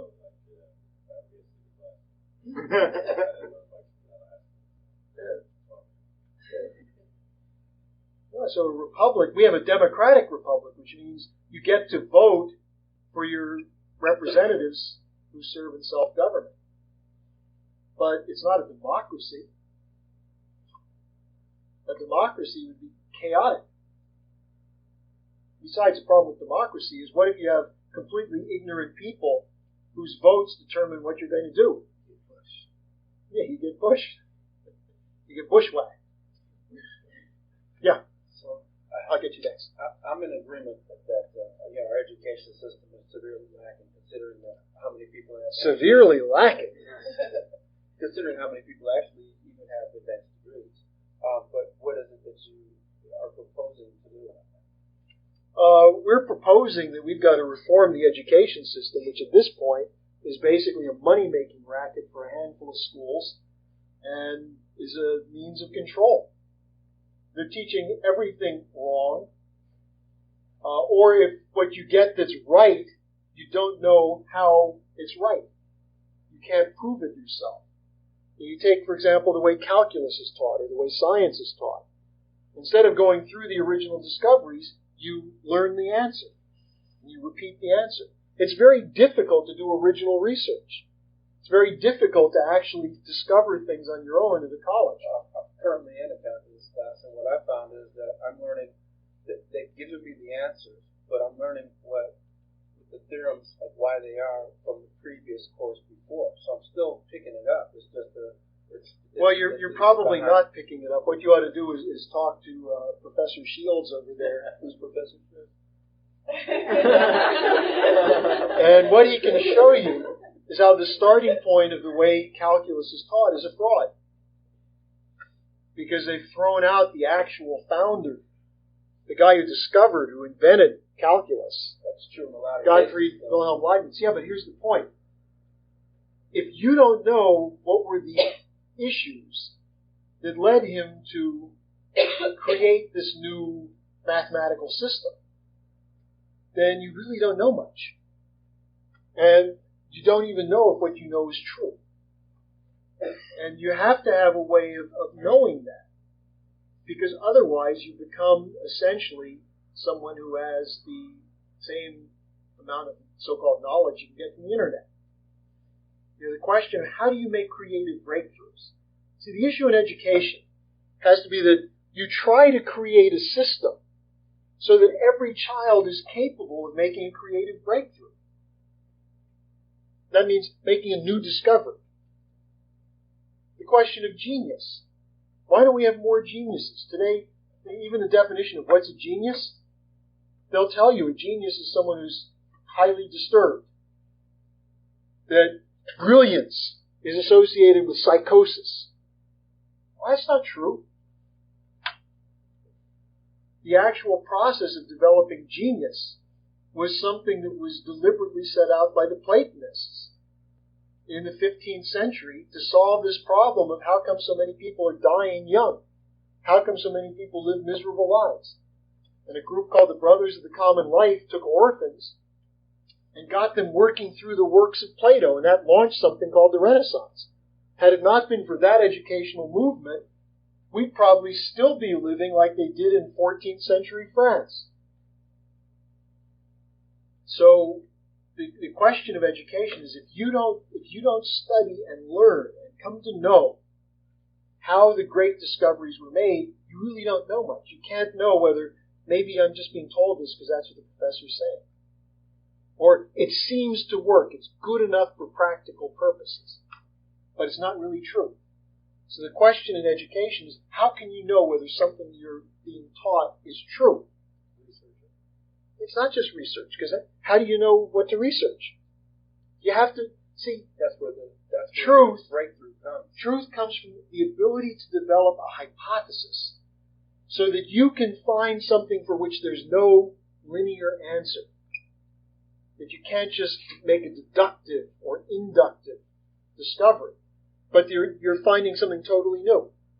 Now, it may be something that many, many people have discovered themselves, but it's new to you. Once you make this, take yourself through an education, a series of discoveries, so that you have actually mastered most of the great discoveries of universal physical principles up to your time in history, then your mind has actually gone through a process of coming to know all that's developed human society. And then you're actually in a position where you have independent judgment. Otherwise, you take someone who says they're going to go out and research September 11th. Let's say you were in a political science class and the topic was, go research who did September 11th. 99.9% of the people are going to come to the conclusion Osama bin Laden did it. Even though the FBI says there's not a scrap of evidence to prove it. Well, how do you know? Makes sense, isn't it? I mean, his networks tried to blow it up before. And so you see, this is why real education is based on going outside of everything that's being taught now. It's not that everything that's being taught is wrong. It's just that if you don't know how these ideas were derived, it's like the reason I went through this question of the republic versus the phony republic, is that there are a lot of people who fall for the idea of a Venetian republic today. What's wrong with Venice? They had a republic, didn't they? You had a question. Yeah, two questions. Okay. One, what do you think of what's going on in Florida with the voting scandal? And two, you didn't even let full college because, those are people whose votes count more than ours. We need an electoral college precisely because of what's going on in Florida. You can rig elections, as everyone in here knows, from what happened in 2000. But let me tell you a little secret. Virtually every election in the 20th century has had rigging that's gone on. And if you're from a family that grew up in the South and you're African American, you know that you didn't have a voice or a vote. And now, with the retreat and destruction of the civil rights movement, the Voting Rights Act may be written out of the picture soon. So look at this Florida thing. I mean, look, the real fraud in the last election is there were tens of thousands of votes that didn't count. Not just 600 or 1,000, tens of thousands. Probably out here there were tens of thousands of votes. The famous story is in 1960, in one of the Democratic Party primaries, Joe Kennedy was calling up one of his operatives. I think this was in the Illinois primary. And he said, how much money do you need to win this primary for Jack? And the guy said, $5 million. He said, $5 million? I don't want to buy a goddamn landslide. I just want him to win by one vote. Elections have been rigged for the longest time. Florida, they're just finding new ways of doing it in public. I mean, it's typical. In Florida, there's so much incest in the Republican Party that you have these people who are just doing terrible jobs covering up their fraud. Now, the solution to this has nothing to do with the way you count the votes. We've got to inspire the population to want to fight to improve the country. See, if you have a population that says, I'm going to vote and my vote's going to count, and I'm not going to let some bureaucrat screw up a voting machine so my vote doesn't count. And not only that, but I'll tell you what I want. I want a candidate who's going to fight for my interests. Now, if you have a population like that, you can't rig an election. Because if you try it, they're going to hang you. So, what we need is, in the best periods of our country, we had 80% voter turnout. Because people wanted to participate. Now we're lucky if we get 50% for a presidential race, and you can get 10 to 12% in a primary. So, the key is this mobilizing the population to act in their own interests. Now, in the Electoral College, the reason that was done is because the Founding Fathers knew that you can rig a vote. And so you put a period of time between the time of the vote and when the ballots are cast by the Electoral College. You say, what should have happened between November 7th and the inauguration? The people who were the Electoral College should have had the opportunity to figure out what happened to the Florida vote.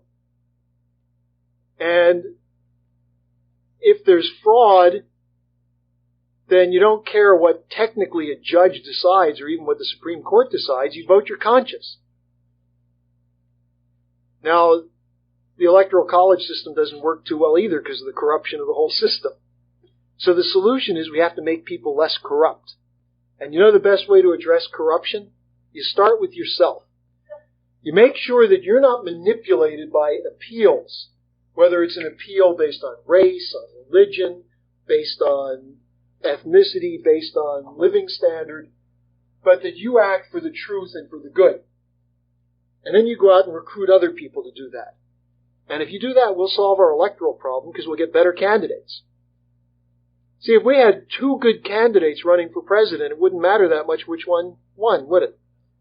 If you have two complete lunatics and imbeciles, then it doesn't, you vote for one, you might as well have the other.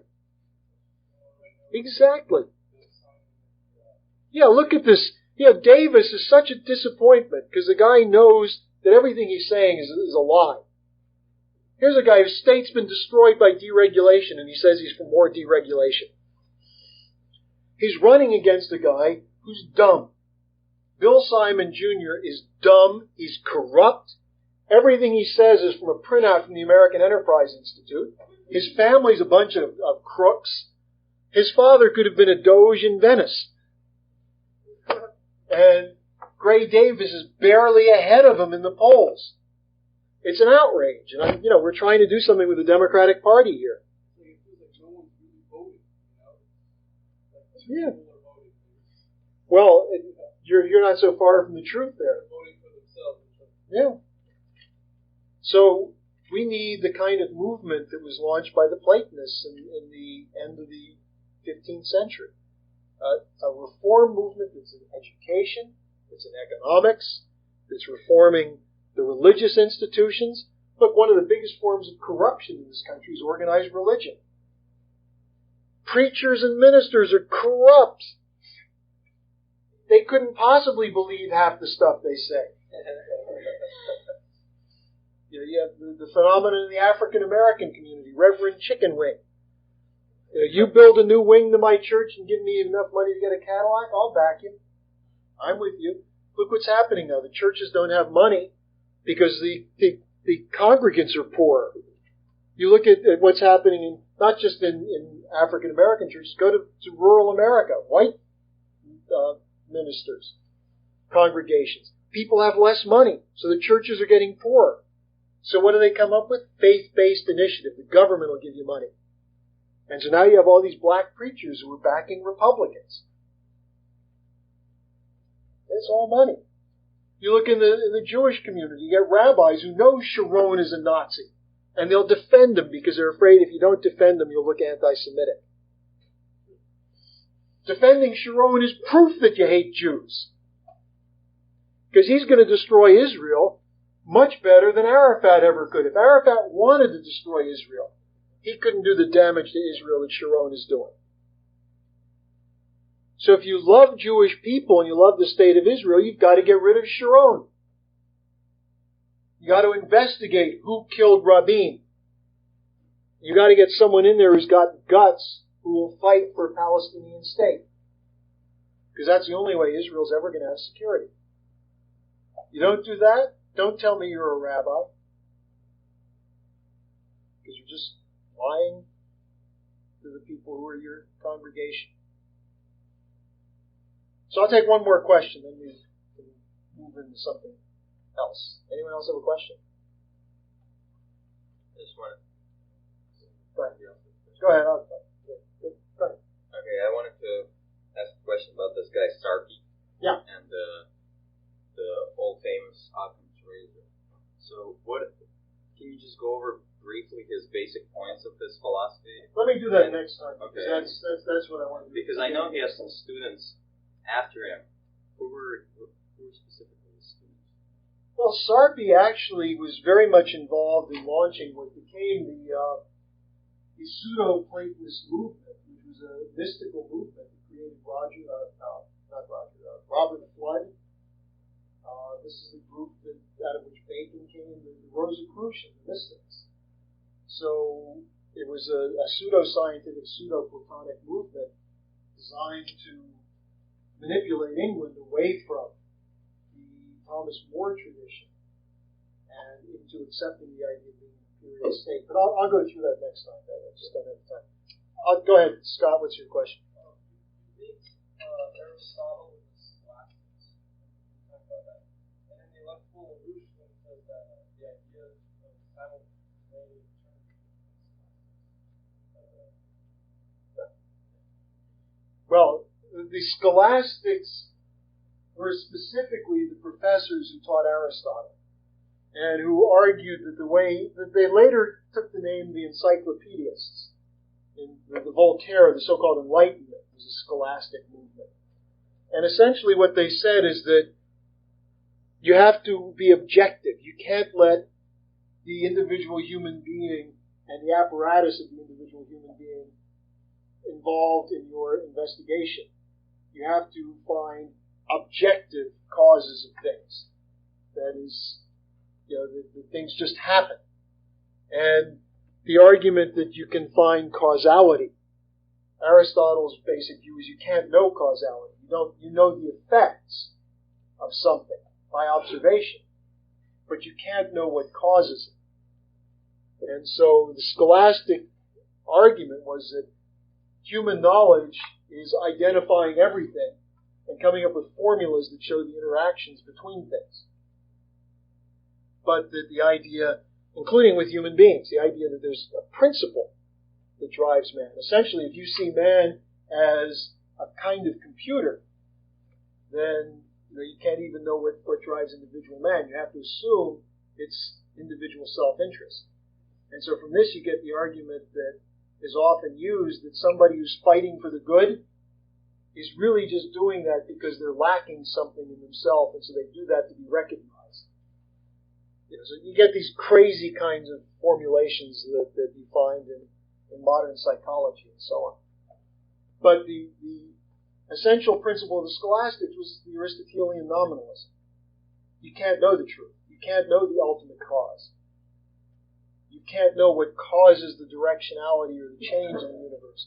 You can't really know why a planet slows down and speeds up. In fact, if it were up to the Aristotelians, we never would have discovered that. So the question of scholasticism, this was just it is centered literally at the University of Paris in the 14th and 15th century. Mark, I think, talked about this the other night, the Abelard movement, the great movement to build the cathedrals. They were enemies of the scholastics. So what you should do your own investigation. Take the Cusa book, because Cusa was an enemy of this crowd also. They slandered him for years. They said Cusa's science is mystical. This is what they say about Kepler. Kepler was a mystic. The fact that he came pretty close to certain descriptions, well, that was just luck. So was that joke by the roof? What does he say? He doesn't say from the scholastic. He says what's scholastic term, quote unquote. Okay, that's so He's talking about legal. he's basically taking the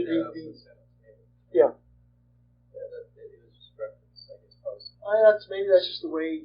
There's probably something that pissed him off about something he read somewhere, so he just said it that way. But the concept of the simultaneity of eternity is something that the scholastic can't really understand, so there's an irony there. Yeah, because to understand the simultaneity of eternity, you have to understand that human beings actually have a soul. And the scholastics would argue that there's no evidence of that. You can't prove it.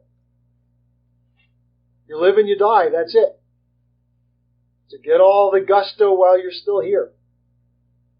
Go for all the gusto. You can have it all. Yeah. There's somewhere in the Bible to, do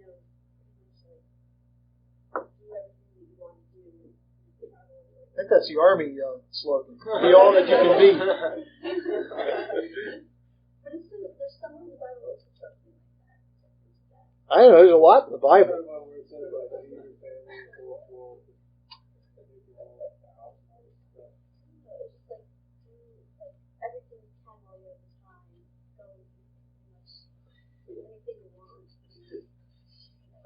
I think that's the existentialist handbook. I don't think that's the Bible.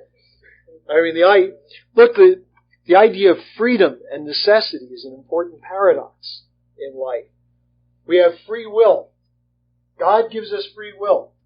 Does that mean we should just do whatever we feel like? Well, that's what my generation argued. Yeah, whatever feels good, do it. Don't worry about the consequences. There are no consequences. My best friend used God is dead. You live, you die. You might as well have some fun while you're here. And if you can't have any fun, what's the point in being here? This is where nihilism comes from, existentialism.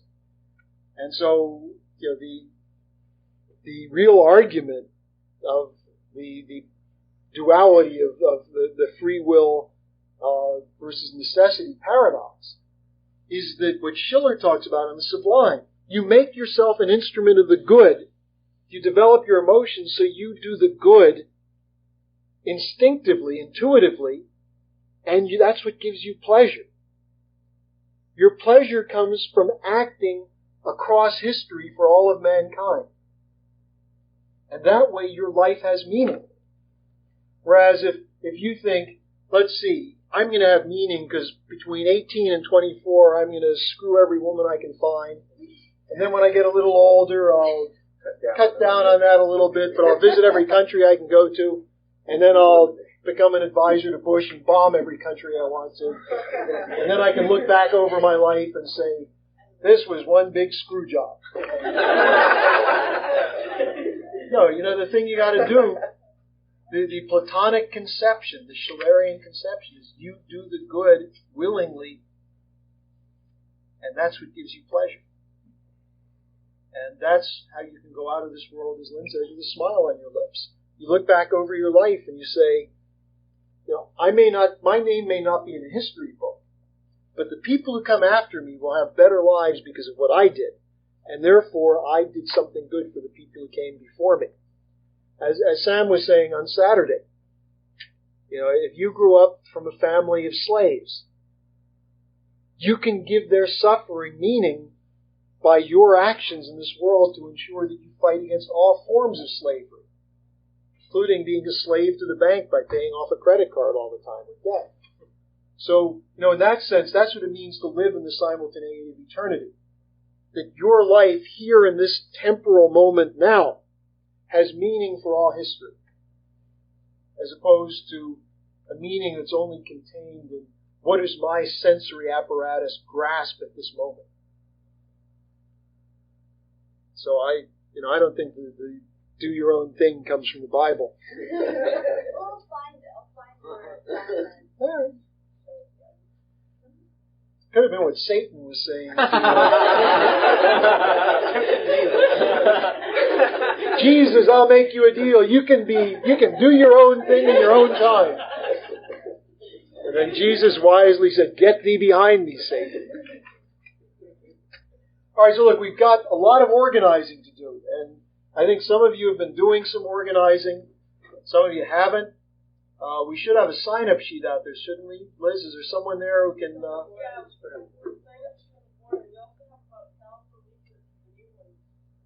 Okay. And join us, Thursday and Friday. We're going to do deployments. And we'll have another class on Saturday where we may have an initial class on the Punic Wars, which were the wars of which established the Roman Empire. And then I'll do the second part on this question of Sarpi in England, and then we may get into Othello. And if we do, we'll have Robert up here with me to discuss it. And get it. But what I would recommend, in addition to organizing, is pick up the Shakespeare play Othello and start reading it. Because we're not going to come in here and give it to you. You've got to experience it. You've got to learn it. You've got to study it. You have to come to know the mind of Shakespeare. And that will help you in your ability to communicate. Just as those people who are working on William Tell, who are taking it seriously, actually are becoming more able to convey ideas. And if you really work seriously on a classical drama, it improves your ability to communicate profound and impassioned ideas. Okay? So, sign up for organizing and see you soon.